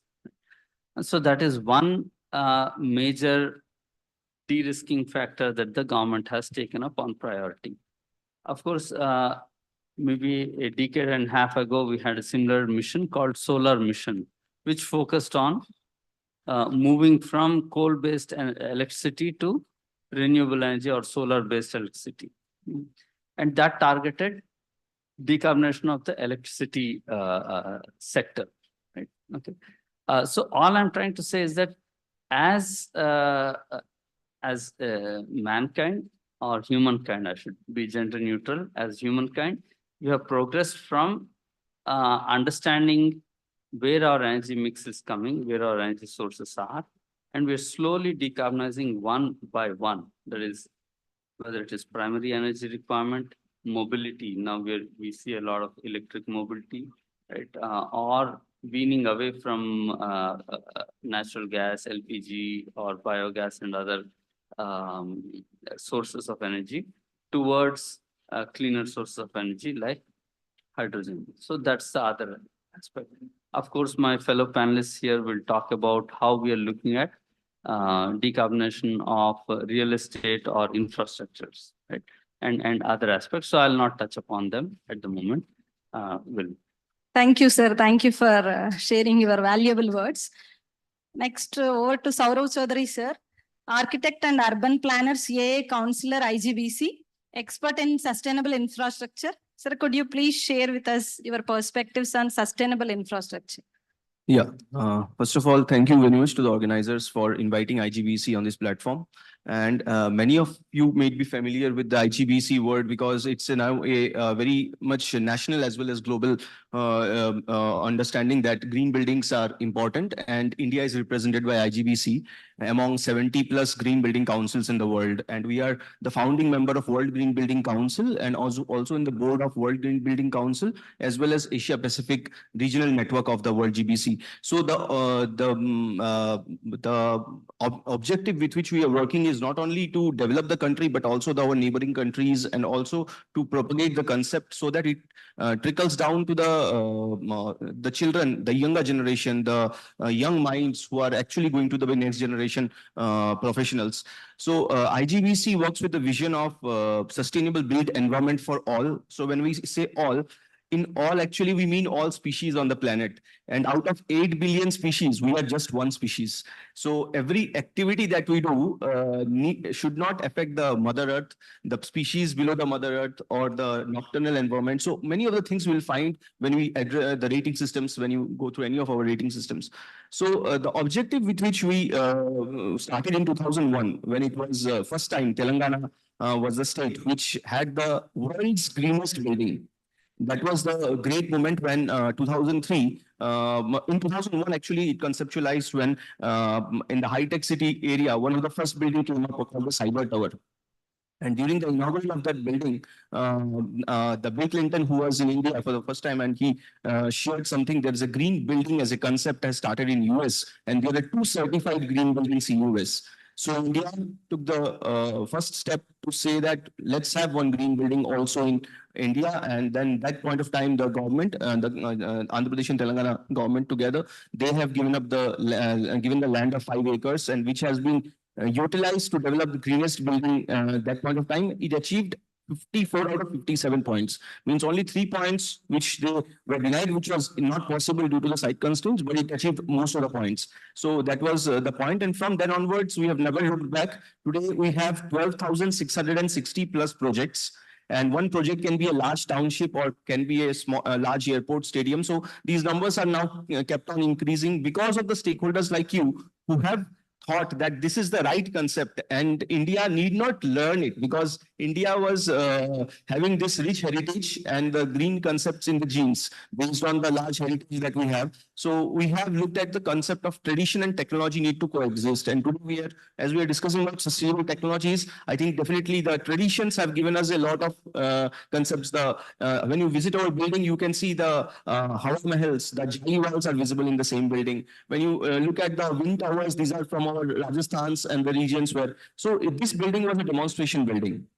So that point onwards, it started. And today, if I talk about sustainability, it will be wrong to start with sustainability, but I would like to first say that what is the current context? Because today, if we see 70 years back, let's say 1955, it was 2.8 billion world population. World was inhabited by so many people. Today, only India and China is having 2.8 billion people. It is India, China, and Africa 1.4 billion each. So that kind of a population growth is happening. So according to the resources requirement is also very high. What is the studies which has been taken says that we will need 3 times the resources in 2050. And we are already deprived of many resources in terms of energy, water, way, and other aspects. So the thing is, we don't want to a situation where things getting rationed. that everybody will get this much quantum of energy, this much quantum of water and other things. So what we are saying is that urbanization is also increasing at a very high pace in the country. And in that context, we need to also look at how we can make it more sustainable, because we are going to build two more India. That's the context that has been said by our previous speaker also here, where he said that 700 to 900 million in the Chicago every year that you have to build.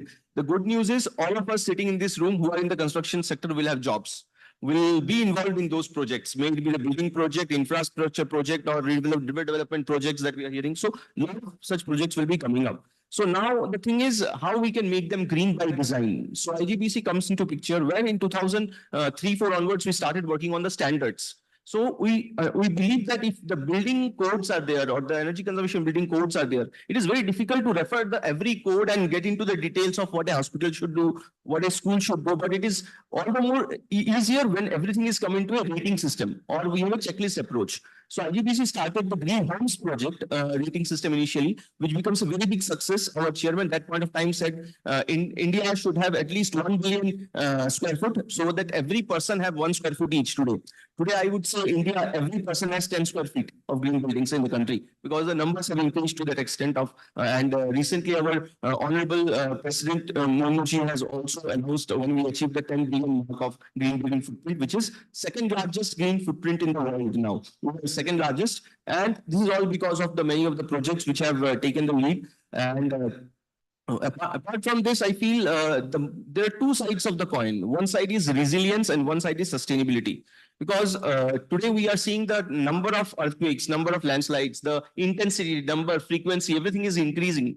And it is to address that, we need to address in such a way that by design, they need to take care of the resilience aspects also. Then only we'll be able to address the people and planet, and we can deliver value to the people, deliver value to the planet as we are doing. So good thing is that as we are involved in many projects, now the RFPs of metro projects or the large projects by design have started putting those requirements that should be IGBC rating, and they should meet the criteria and all. New projects you will do, sir, or for already existing design buildings will you do? Yeah, we do projects which are at a conceptual stage, which are at a design stage, which are already operational or which is existing for last 90 years also, that can also be green. So IGBC's rating systems addresses all the different stages. If they are at very stage, they need not worry. They need to come, but the scope will be limited. As and when it is already existing in operation, we can't ask them to break the walls and break the roofs and the major changes, but we'll definitely give them the alternative solutions and different technologies. Then the technologies play a major role,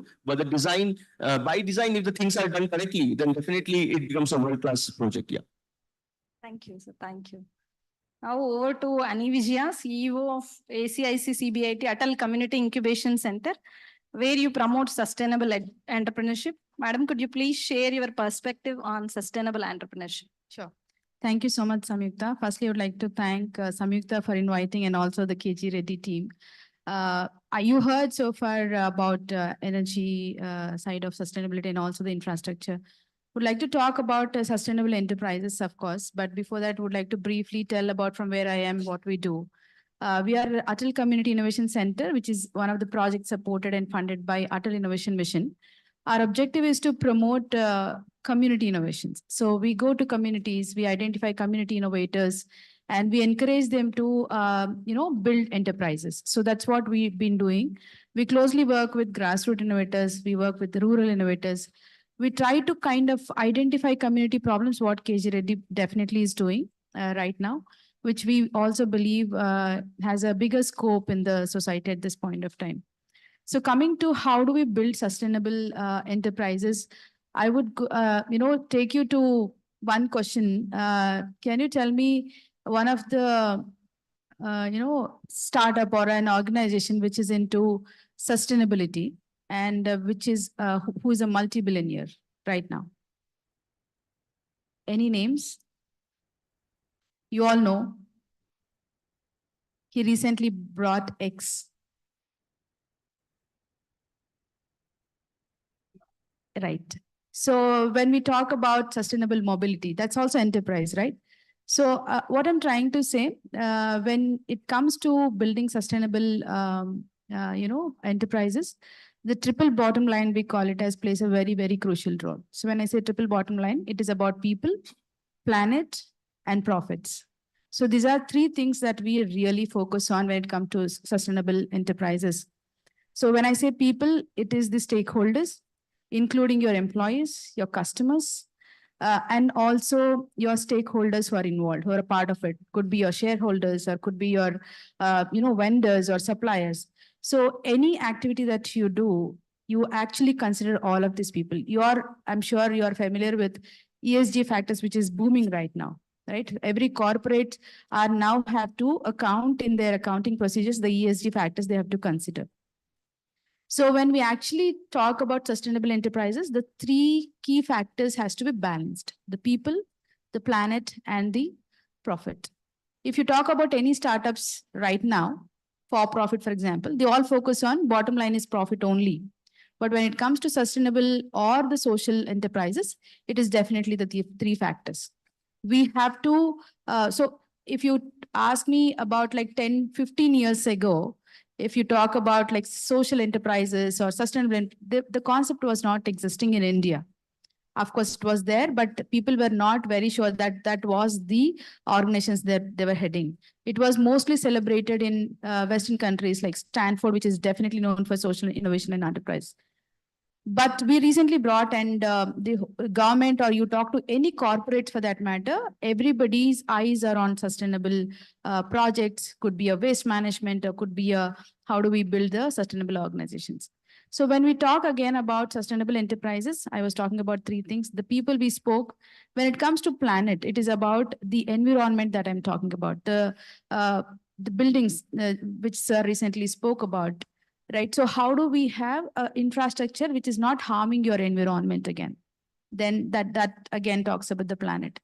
Coming to profits, any organizations, we cannot be all the time NGOs, right? Depending on grants. We have to have a profit making also as one of the factor to sustain as an enterprise in the, race. So these are the three things you definitely have to look at when you're building a sustainable enterprises.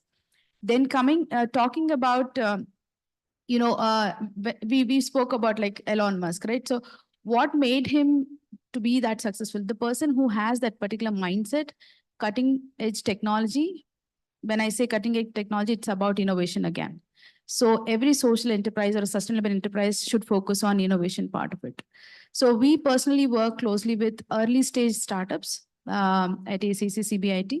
We definitely look at what kind of, so when we work with early stage startups, they come with an idea only. They do not know who are the customers, how do they build sustainable enterprises. They always think that, okay, we want more grants, but we try to tell them how do they look for more paid customers where they can make their enterprise more sustainable. So these are a few perspectives that I would like to share. How do we build sustainable, enterprises? I hope it makes some sense. Thank you. Thank you, ma'am. I learned the triple P now, so I'll inform to my students about this. Thank you. Now we have a young panelist, Yashwant. He is a social entrepreneur. So, sir, please, can you share about corporate sustainability? Okay. Firstly, warm thanks for bringing me up here, and thanks to TSIC also.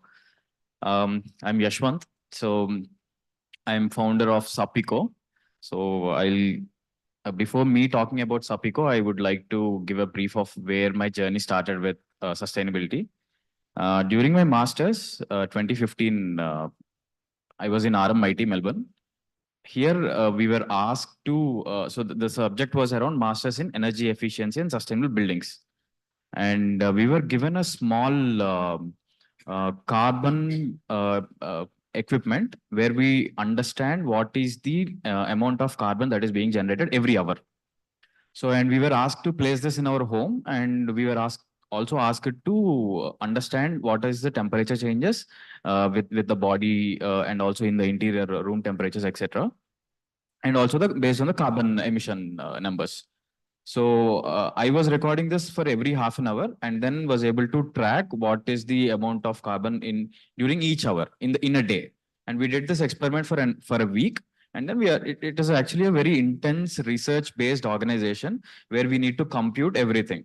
So for a week, I did this whole research, and then I understood what's the patterns in carbon emissions during the midday, during the evening hours, etc. And from there, once when I know the carbon numbers, that's when I started to understand what exactly is carbon, etc. And I was connecting them to the details of what exactly happens when more carbon is coming into the atmosphere. And I started understanding what are the reasons for carbon footprint emissions. And buildings is like the first space. So that's where IGBC is like working on it. But buildings are the most carbon emission based activity. And from there, I also started talking to people uh, from the grassroots level, understanding what exactly is climate change, what like how is it going to impact the environment that we are living in, how it is going to come back to us. So it is coming back to us in the form of food we eat and the water we drink and the air we breathe. So it is. So the carbon is the parameter, and then it is coming back to us into our own body. So something is not right. So I felt like let us do something about it is what I felt. And I came back to India and I started working on this project SUPICO. And we felt there should be a momentum from the citizens. And I started working with an organization called SAPAC. SAPAC is South Asian People Action on Climate Crisis. So this organization brought together uh, climate activists from the fishermen community to the administrators from 5 countries. And then they all came together. This happened in 2018. And I came to know some interesting perspectives of how exactly climate change is being adopted by individuals in the country, And so back then it was climate change, just climate change. But over the next couple of years, I've been seeing the transition of the word climate change from climate change to climate emergency to climate crisis. But the amount of knowledge people are acquiring, especially the young people, is very limited. And in fact, climate change was seen as a hoax. It is just seen as a conspiracy theory in India. And COVID hit 2020. I believe I felt in a way okay, happy because post-COVID, people started realizing that something is not right. People started believing, okay, climate change is a serious thing. So that's when people started pushing all their efforts towards let us take some action at least. And whom to blame? Is it the governments or is it the people? So that's when people started putting pressure on the corporates. So over the last 3 years, there is huge mounting pressure on the corporates to take some action because they are the ones whom to be blamed is what they projected it as. And we agree for a corporate, there are different stakeholders. And people are one stakeholder, government is a stakeholder. And financial institutions have started, financial institutions as in banks and insurance companies also started putting this pressure on the corporates that your organization is supposed to be climate risk free. If your organization is not climate risk free, then we will not be able to fund you. So that was one mounting pressure from the institutional financial institutions, and also from there is a people movement also happening towards the corporate again. That because of this raised awareness among the young people, especially because of the US climate action movement have picked up. So that influence also came into India, and young people have started being vocal about climate issues in India. We have seen this Disha case that happened, right? So that pressure is also being on the corporates. Obviously, NGOs are always there. NGOs in the institutions have always been putting pressure on the government, especially. So now they have channelized themselves towards the corporates. So now when there is this pressure on from the three sides towards the corporates are obliged to work on the ESG front. Until then, there was a CSR thing, but then they have this ESG thing that has come up, which ma'am was telling. And with this ESG reporting, they have the framework is not really concrete, but again, the ESG reporting has come into the picture. So now corporates are looking for different solutions, innovations to implement in their own organizations which me and Srinivas Cherla sir were discussing about the scope 1, scope 2, scope 3. So scope 1 is the activity they are supposed to implement, the sustainability activity they're supposed to implement in their own organization. And the scope 2 belongs to the second order businesses that the corporate is dependent on. So for example, transport and mobility. Blue Smart is the second order business that is being trying to support the corporate, right? So now they are doing partnerships with organizations that are sustainable in principles. You came up with that scope 1, scope 2, scope based on what? We belong to the other stakeholder, which is the employee engagement part. So these they actually are in the scope 1 and scope, they belong to the organization, right? So now whatever activities the employees are trying to engage in. So that is where we encourage them with eco coins. So that's the whole idea of how are we fixing the corporate activity. Yeah. Actually, it's very interesting from starting college to carbon footprint to corporate. Yeah, so interventions. those were the roots actually from where I started, and I ended up here. Thank you for that. Sir, Srinivas Cherla sir. So regarding the sustainable energy, so how can the individual or stakeholders or government persons can have to take some support the adoption of this growth of sustainable development? How can we adapt as an individual? So very good question. So you're getting into action now, climate action, right? So for the general framework, at least that I can think of and recommend is that one, we start by making a few, so we go from something which is in our control to something where we have to control. Right? That's the easiest path. Transform yourself and then you can look at transforming others. So it starts with us, whether it's an industry or an individual. So I'll take the industry example. It is slightly easier to probably relate. So if there's an industry or an institution like this, we start by saying, okay, what can we do towards sustainability? Can we work towards educating our staff, educating our students on using sustainable practices, whether it is traveling using public commute or switching off lights, reducing the AC, cooling if it is not needed, right? If people are not around, then turning things off. So these practices are simple practices which start contributing towards some change. Then we look at tracking our energy. Right? So this is where you don't have to track anything, you know intuitively what can be done and you start acting on it. Then it goes to the next level where you start tracking the energy consumption, right? Whether it is these ACs, okay, these are 3-star ACs. Can we replace them with 5-star AC? How much energy is my building consuming? How much energy am I consuming as an institution towards the cooling needs? How much am I using towards pumping water?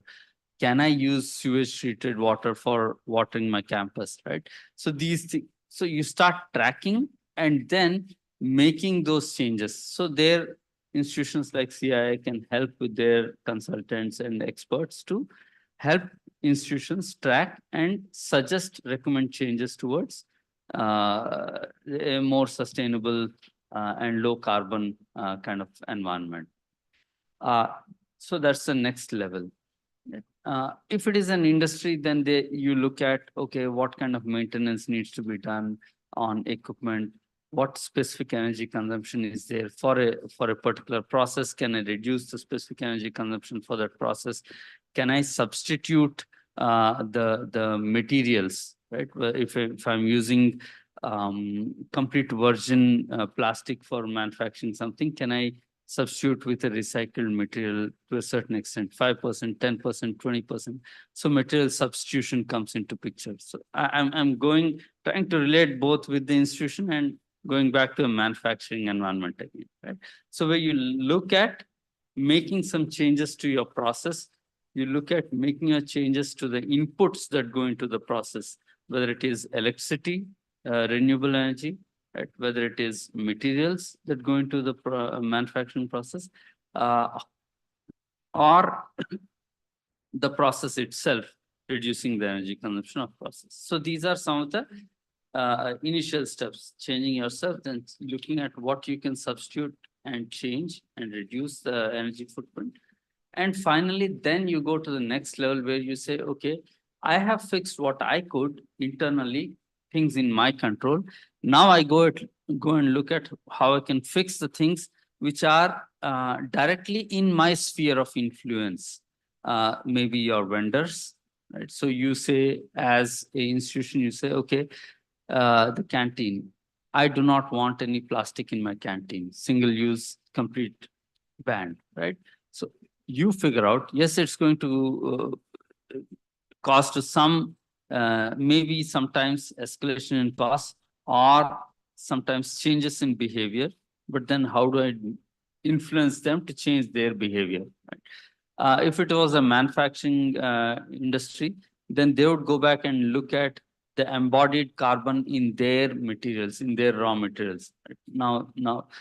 Or they go back and say, influence their employees to use public transport. They incentivize them, maybe provide passes or something for them to use public transport. Or they provide additional incentives for people who are carpooling, things of that nature. So you go into that direction of influencing behaviors of others around you, which may be looked at as scope 3 emission reduction. Right? And finally, then you get into a social, total social pathway wherein you look at, okay, I have done what I could and around me. Now I look at everything beyond. So that it's a slow transition, but I think it starts with us and then goes out further to other areas. That's the easiest possible approach. A very grateful word, sir. The change adoption has to come from individual, so that they can influence other people. Automatically, the world will towards a sustainable growth. Thank you, sir.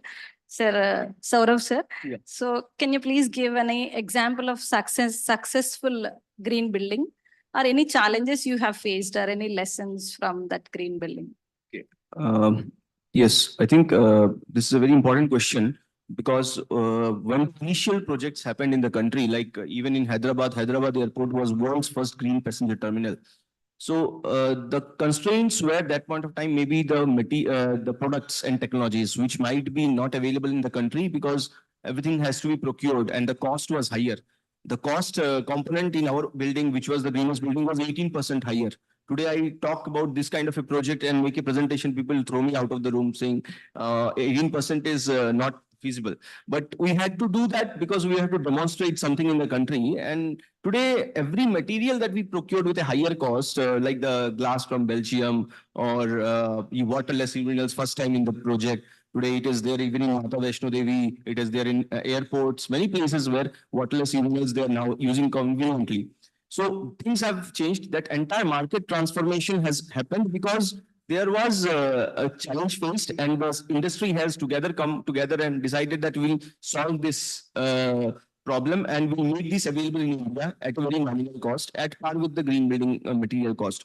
So the success is that today the cost has come down so lower that the green building cost 1% lesser. And it is demonstrated based on the case studies that we have. Like earlier, the notion was even today, many people we make a presentation. The first notion, if they have not heard about the concepts, they would say that green building will be 10% extra cost or 5% extra cost. So, and the payback will be maybe 3-4 years. It is for a platinum rated building also, the incremental cost is only 1 to 1.5%.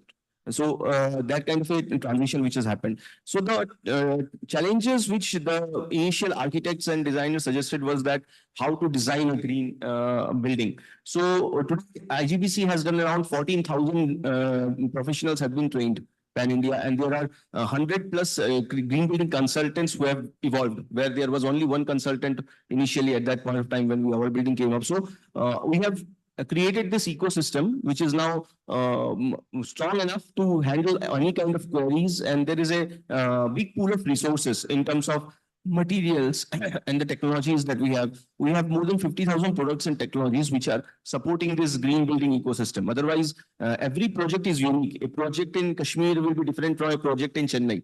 So good news is we have projects which I was saying 12,600 in more than 600 tier 3 cities and towns also. From Kashmir to Kanyakumari, from Kutch to Kohima, cutting across all 5 climatic zones, we have projects now. So these projects also gave the opportunities to learn, because the initial designers, when they did something first time in cold climate, they understood what was the challenges, and then cold climate challenges are completely different. Like the thermal mass plays the major role. That's why the stone and wood is majorly used with the thicker walls, so that it retains the whatever sun is available. Sun is limited, so whatever sun is available, they try to absorb it, and slowly it radiates throughout the night, and slowly it becomes more comfortable, and they don't need heating. Otherwise, they need other way of oil radiant and cool heating and other heating devices. So things have changed. With IGBC now, I think we have many of the architects who are by design themselves itself taking up the green building project, and they're doing documentation and things. And what about the discussions which was happening on climate also? As the climate emergency has been declared, and it has been said that the global temperature need to be brought down to less than 1.5 degree. Again, in the recent COP also, it is said it will be reaching 22 degree. Impossible to bring it below 1.5 degree. So it will affect the whole ecosystem because the glaciers will melt, and accordingly, there will be a heat waves which will be there. We know every year so many lakhs of people dying due to heat waves, because everybody is not having all the facilities with them. They are more vulnerable. The coastal ecosystem is vulnerable. The poor in the country who are like we can say like we talk about economically weaker section, but there is one more section below this where there is no housing that we say not LIG, EIG, but no NIG, basically no income group, or they are just depending on the, they are affected mostly during COVID. So how those ecosystems can also can be taken into account. And one more thing, during COVID also we realized that this food is something that we all need for every day. And where from this food will come? This will need to come from our rural areas. So the more important thing is that cities need to become self-sufficient, because we have 490 million people living, 49 crore people living in urban areas, and they need food, they need all the facilities. So we cannot depend on things from the rural areas also. And then what happened is slowly the urban agriculture is also picking up. Hyderabad, I think some places urban forests have been created. So these things are now picking up. These are all different concepts which IGBC has initiated long back. Like e-mobility is a very big buzzword today, but IGBC building had electric charging station and the electric vehicle in 2003. So that building encouraged Mahindra to came up with their charging stations and things in their own campus. They came up with the. So our role as a IGBC and the CII is that to transform the ecosystem and make it future ready. So this future ready thing again needs interest also. So that's why today we are all like-minded people sitting in one room and discussing this. That also needs the time devoted by everybody, and then people are thinking in different directions. The startup is thinking of how we can make something a modular approach, or we make it more simpler. Like today, if I say STPs is a technology which people always used to think it needs a bigger space. Today, there is a STP available from a size of 5 KLD to 100 KLD. So size is not a factor. It can be, and there are STPs created on the boundary wall. Like in Mumbai, we will have very less space. So the boundary wall itself, on top of that, they created STP. In our project, we have done phytoremediation, which is a concept of Israel, where plants are used to make the treatment of wastewater, not the gray water, but black water. Actually, all the water from the toilets and kitchens are getting treated with no smell. 40 feet from the place, actually, we are having lunch. So that is unacceptable. Actually, in many places, people will think STP ke paas, how will have lunch? But the good thing is, around that STP also, recently, the president of ASHRAE from US, she came and planted a sapling just next to STP. So the thing is, it's all a butterfly garden around the STP. So it is all the mindset which also got changed through the evolution of the things. And then vertical gardens came up. Vertical gardens are also not allow our walls to get heated up. Because in peak summer, what happens? Our walls get heated up, and we don't want to sit in the restaurants which are outdoor they have created. So with so much of efforts and money, nobody wants to sit. Now the vertical gardens have taken up. So even in the lawns or the our pathways in the societies, we don't want to work because we don't have trees And then when it gets heated up throughout the day, it keeps radiating heat. So even in the at 8 o'clock, you will be not be able to comfortably walk there. So that's why those many of the things there were challenges. It has been now converted into opportunities. And I always say somebody gets a site with a lot of rocks, like our site was having huge lot of rocks or the water body. That is actually a good opportunity to explore rainwater harvesting, explore shading the areas with the natural rocks which has happened. Yeah, thank you. Good to know, sir. Good to know about hundreds of buildings are come changing to green buildings. And also you talked about urban farming, self-sustainability. Good to know this, sir. And world is transforming to sustainable growth. Thank you. Ma'am, as a leading incubator, so how can the education system support to the sustainable enterprises for the budding entrepreneurs? The students, most of the students are interested to become an entrepreneurs. So how can the education system can support them? Complementing Srinivas sir, whatever he said, it has to start from individual. Recently, I was visiting MIT University, and morning when I landed, and then MIT University in Noida. So we went to the campus. We were supposed to have a breakfast. I went to the canteen. We grabbed some breakfast, and as usual, we go to canteen. We pay for a water bottle. And we were in building E, I guess, E. And they told, please go to block H to get the water. I was like, what?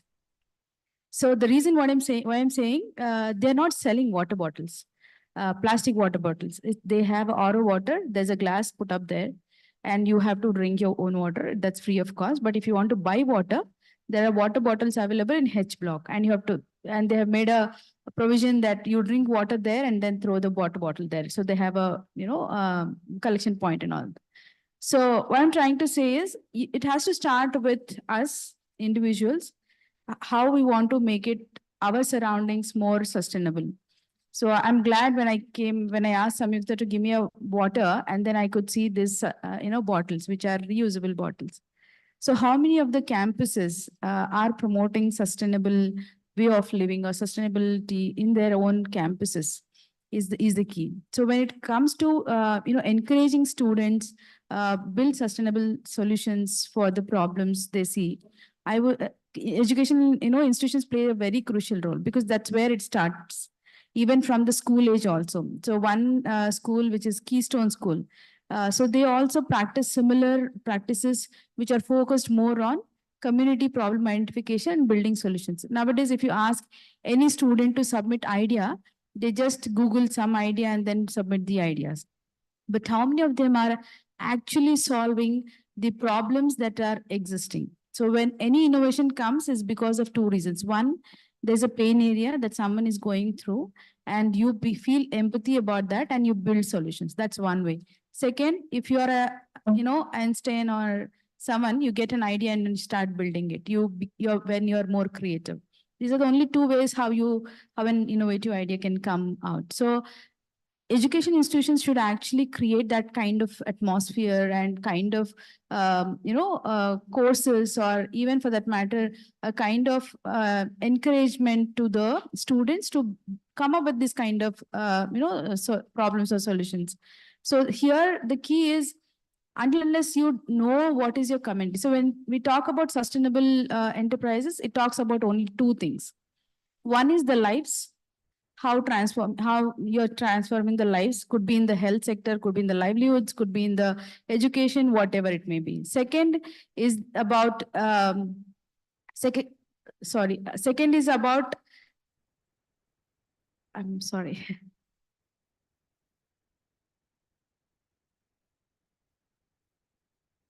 Okay, let me come back to you. I just forgot about that.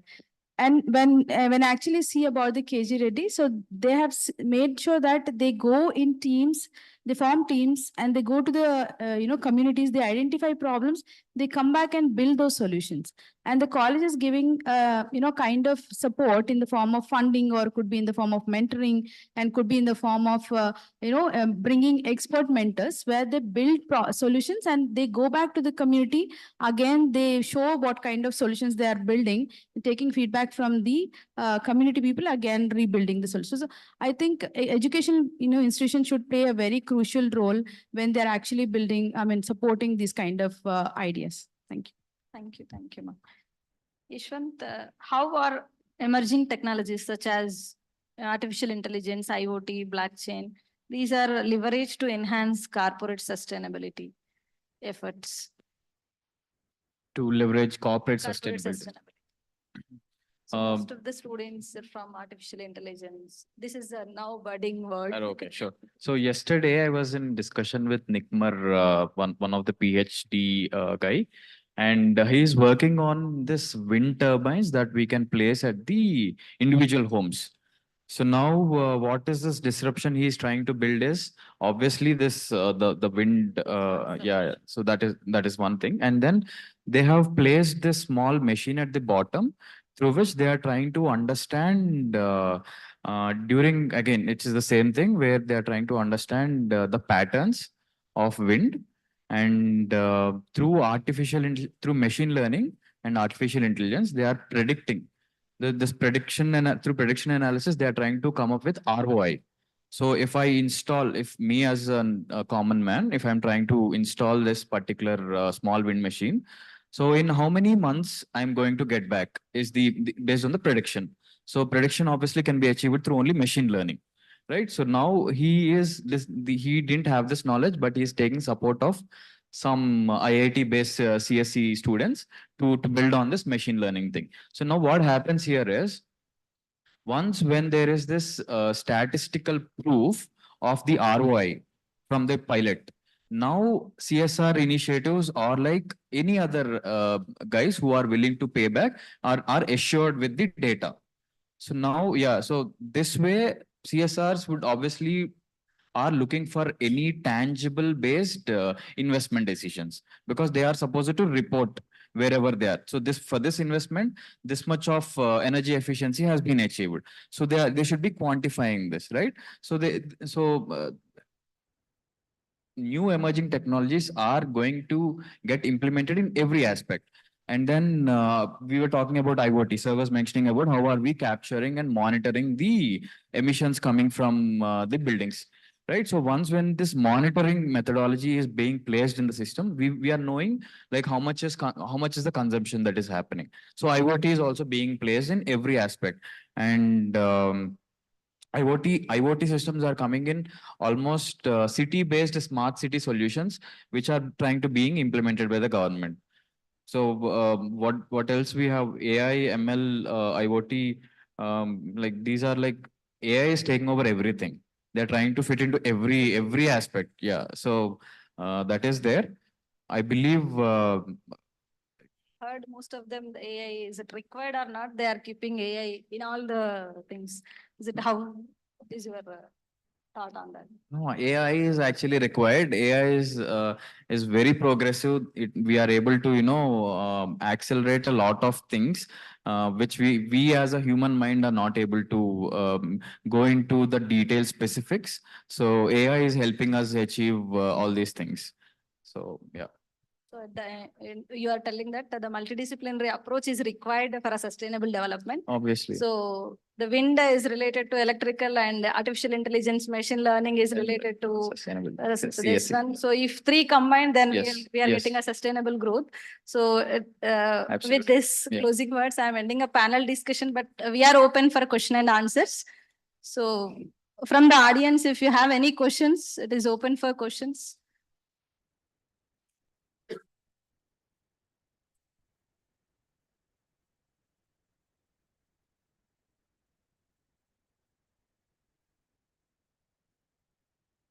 So, good evening, everyone. I think good afternoon.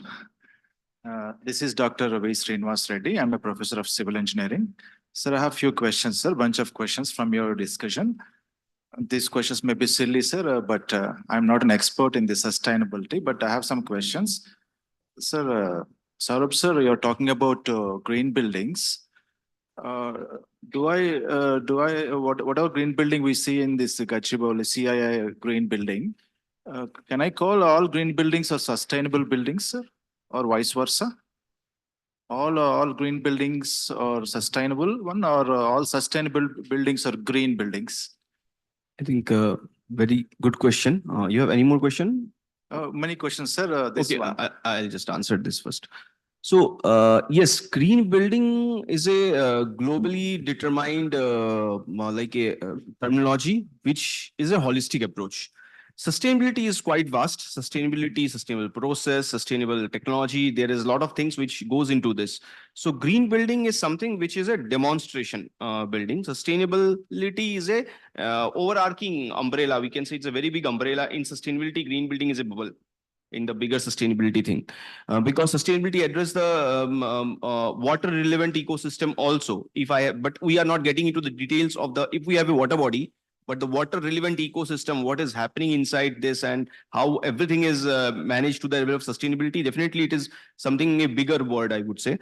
Green building is clearly defined. There is a definition which IGBC has coined after based on research, which consumes less water, which optimizes the energy consumption, which uses the local materials, and which takes care of the indoor environment and comfort. Because as we are inside, the daylight and comfort is mandatory. For 5 minutes or 1 hour, I need at least that good daylight, comfort, AC, air conditioning, or if there is a natural ventilation. So it has a clear definition. And with minimal disturbance to the environment.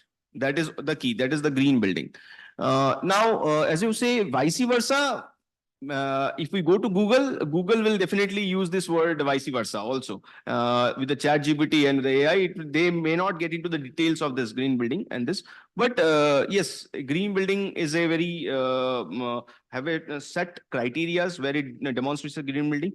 If it is a certified green building, then it becomes all the more sense that it is a certified green building, but means it has gone through the approach of all 25, 40 indicators. Otherwise, if I have solar, I have rainwater harvesting, I call myself, I am a green building. So that is a self declared green building. Similarly, if I declare I was a self declared green product, my product is green. Many of the products you will write eco-friendly product, but there is something called a certified product, which is called an eco-labeled product. So CIA gets into the micro level of green building also. Green building is the bigger species. Inside that species, we have the many green products. So how green is your product? That is the question we received almost 10 years back. Then CII 10 to 15 years back, and CII started working on that, how green is the product. So we have an eco label now, which is called Green Pro Eco Label, and it is the fastest growing eco label in the world. India, whatever it does, it becomes fastest growing, looking into the economy and looking into the scale of India. And India is also the now executive director for the Global Eco Living Network, where there are 57 different eco labels in the world, including Singapore's eco label, all this. But our eco labels is very much appreciated. So I would say, yes, green building is particular, it has a definition. And yes, but it should be used as a green building only if it's a green building, not eco building, sustainable building. Not. So do government has any Yes. laws enforcing? Yes, government has done many ways. They have done some incentive schemes which are there in 12 states of India. Incentives are in a way like if you are a developer, you are building this project, but you will go away after building this, and you will have the residents or the flat owners who are living here. So they are getting an additional FAR. Means they will be allowed to build 10% more without any charges. And that they can sell again as 4 flats or 8 flats, and they can get the money out of that. So that way, 5%, 10% to the extent of 15% FAR, additional FAR. That is the concept which is globally also getting practiced. Plus, for existing building, there can be property tax reduction, or there can be stamp duty reduction. There can be like for the tourism department, somewhere the resorts and hotels, when they build, they are reimbursed the certification fee or the fee for the consultancy. So government is doing different ways and schemes so that they are incentivized. But it also comes with a carrot and stick kind of thing, where there is a penalty if you are not meeting the criteria. Because you said that I will become a gold rated IGBC hotel or a gold rated IGBC residential complex, but you have achieved only silver. Then you have to meet the penalty clause in terms of how many additional floor area that we have been given.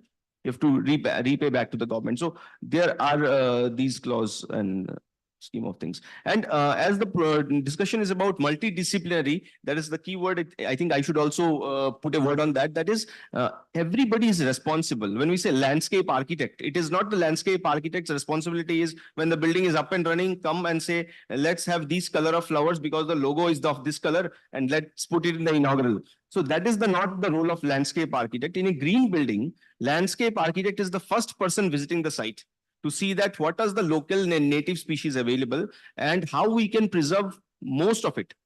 25%, 35%, whatever trees, 5 trees are there, let's preserve those 5 trees. So some projects are even purchased a transplantation machine, even before purchasing any other equipment for the project, that they will transplant those trees and put them in certain other site and then brought back and put them in the same site again. So suddenly somebody said, where is this ITC hotel which has come up with a huge tree of like 100 years old tree? How it has come? It is all because that they transplanted the tree and put them back again. So there are different kind of concepts which they're doing in the projects. Sir, you said around 2001, the idea is conceptualized green building, and around 2003, you have constructed that CII building. Now it is a platinum rated at that time. Now the other day I visited the building, that is a green building, but around that, I don't see any green buildings except that green building. There, and yeah, true. Around that building, some buildings have gone ahead with the green certification, but not most of them, because again, these are continuously and these are leased spaces. Ours, as we are owning it for, though it is given for so much years of lease, but we own it more like our own baby and we are developing it. But when it is more of a lease spaces, some of the projects take up in rating the whole building, or some of them, they just occupy the space and move out. But on the way of that, after the cyber tower, there are a couple of buildings, Trident and around that lane. Most of the buildings, around 10 buildings will be IGBC rated, including the Lemon Tree and many of them. So high-tech city, I can say the majority of the buildings are in Hyderabad are in the high-tech city region, which has opted for green norms. Yeah.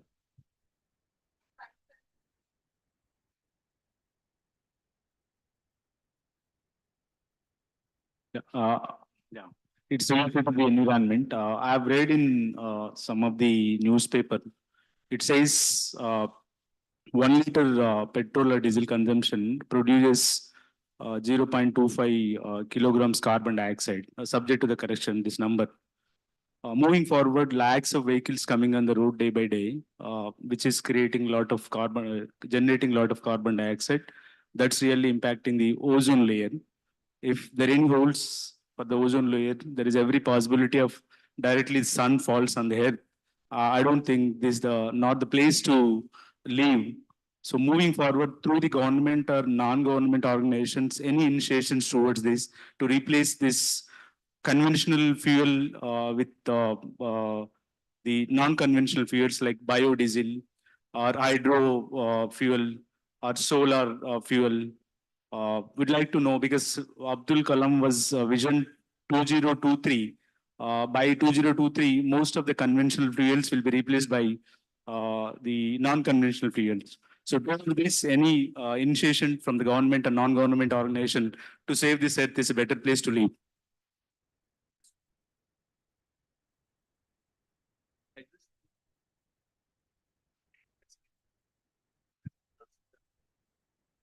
Yeah. There are multiple initiatives. I think I'd earlier pointed out that we had National Solar Mission to help introduce renewable energy into the electricity domain. Electricity, which again is generated from coal, natural gas, and other fossil fuels. So that is one mission. And India has achieved its targets in terms of solarization, and we are ahead of our schedule. In terms of the other fuels, replacing directly petroleum or coal, again, petroleum and coal go into multiple areas, right? It's not just your vehicle. It goes into power generation. It goes into heating requirements. Say most of the pharmaceutical plants over here use coal for their steam production, which is the primary fuel source for the pharma industry, steam. right? The steam is used in the boilers and other process equipment. So now the transformation of all the forms of energy requirement, whether it is heat or any other forms of energy, to a cleaner source is slightly more complicated. It calls for changes in the process itself. So for tomorrow, for instance, and okay, so I come back. Now we are in the midst of a national green hydrogen mission, which was launched earlier last year in 2023, right? And the government had called out for proposals from multiple industries to submit project proposals for decarbonizing their plants using hydrogen. In fact, Telangana has participated and we are leading that initiative from RICH. We are trying to set up a green hydrogen valley in the state of Telangana. And we have identified a cluster close to Ramgundam region where we have ample land, ample water, ample utility power available, green power available. So we can transform the cement cluster around, transform the fertilizer cluster around through green hydrogen. And we have been shortlisted. We are still awaiting the final result, but out of the 80 odd projects, 7 projects were shortlisted and Telangana happens to be one of them, okay, which has been shortlisted. So the point is that, yes, government is taking major initiatives towards moving in that direction. Eliminating petrol, coal, and replacing them with green hydrogen as a major source of fuel. Green hydrogen is very versatile because it can go into primary heat consumption. Just you burn it and then you have heat. It can go into process.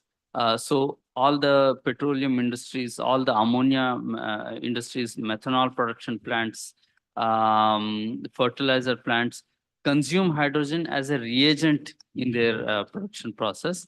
And that is coming from dirty sources of fuel like coal, gasification, or splitting of methane and releasing carbon dioxide and absorbing hydrogen in their process. So they're doing that.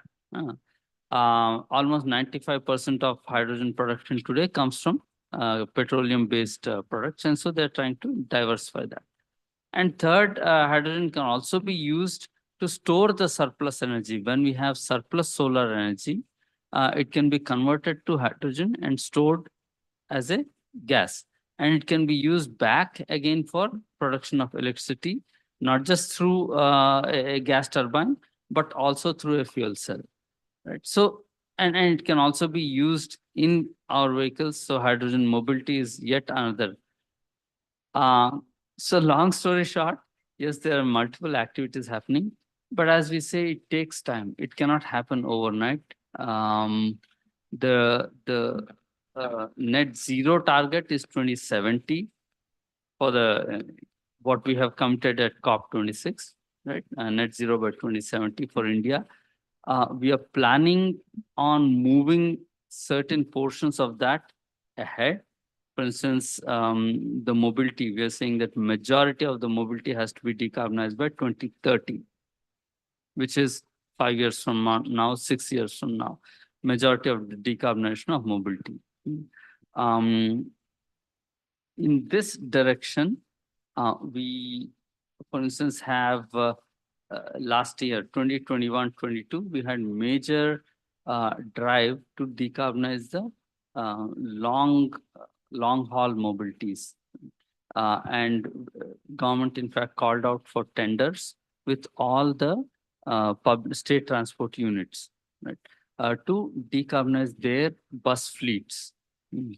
But despite the tenders being called out, orders being placed for about 10,000 plus electric buses, we don't have the capacity to manufacture them yet. So that it takes time for the actions to percolate down to for you to see. So we expect Telangana had ordered some 1,500 odd electric buses, 1,800 if I'm not wrong, odd electric buses, and for them to be rolling out on streets, it will come out only in 2025. So it takes a lot. There's a lead time to all of these. Even green hydrogen, for instance, though companies have placed orders for electrolyzers and other equipment which can produce hydrogen, there's a production bottleneck over there. And we will only see implementation happening from 25, 26 onwards on the ground for the equipment to come in. It's not a fan that I can go purchase from a shop and put it here. So though there is intention, there will be some delays in adoption on the ground. That is one. The other thing is also goes back to the psyche, and this may be slightly philosophical, right? That in Telugu there's a saying, Chetul kalaka akul patkodam, right? Only after say even we know that we have to exercise every day for our good health, but do we do that? Only when a doctor says, okay, something is wrong in you, next 6 months, if you are continuing like this, okay, you'll be gone. Then we start doing it. So that is also not helping. So there's a carrot and stick approach, as he mentioned. Stick is coming from the government, and also they are putting out a carrot, but then there also has to be some change within. And CI also have a net zero mission, because aligned with the national mission of meeting the net zero targets by 2070, we understand the building sector has to do even earlier if India has to go net zero in all the sectors. And I'm personally involved in a project with Bihar where they are working on a low carbon pathway, driving it, and the entire exercise has been complete in last 3 years. So now the presentations and the conferences are going on. So what we are on the building sector, before going, I'll just like to share building sector, every ton actually is actually leading to around 85 US dollar of 1 ton of CO2 actually is like taking it out of our own GDP. So that economy is affected to the extent of 210 billion US dollar per year. So that is the effect which is happening every year because of carbon emission reduction, carbon emissions which is happening. And it will affect the GDP to the extent of 6 to 8% of GDP will be affected by the year 2050. That is the studies which say. So globally, what has happened is they have already started looking at the design. By design, if the buildings can be made more greener. So they have set up a bar saying that like UK and Denmark, they have already started looking into it. The embodied carbon of the project should not be more than 700 kg CO2e per square meter. Like we talk about EPI, that is the energy consumption. So much of units consumption per square meter per year. But it is something which is talking about kg CO2e per square meter by design. So India is getting evolved on that, because the products also has to share that entire concept of how much of kg CO2 it has consumed. So life cycle assessment, LCA, which looks into the embodied carbon and operational carbon, will be the next decade, which will be a lot of research, a lot of things will be coming up, and definitely the manuals, the standards, the product by itself. When we buy a fruity packet, we read the calories. Similarly, it will be written the embodied carbon in many of the products also by by design project. Architects will be more equipped to do that. Yeah. Thank you everyone for spending this much time. They are spending your valuable time with us from last 2 to 3 hours. Thank you so much, and we got great insights from all of you. Thank you. We have a small mementos. Yeah. Now I request our principal sir, Dr. Sai Satyanarayan Reddy Garu, to come onto the stage to felicitate. And also I'm requesting our Dean Research, Dr. L. Jayahari sir, to come onto the stage.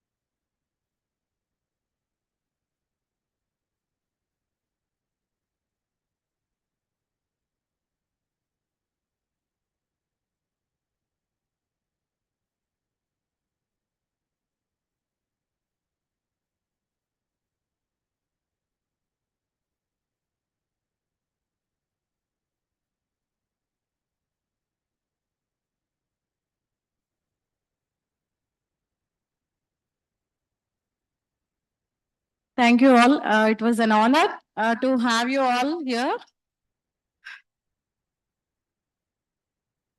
Thank you.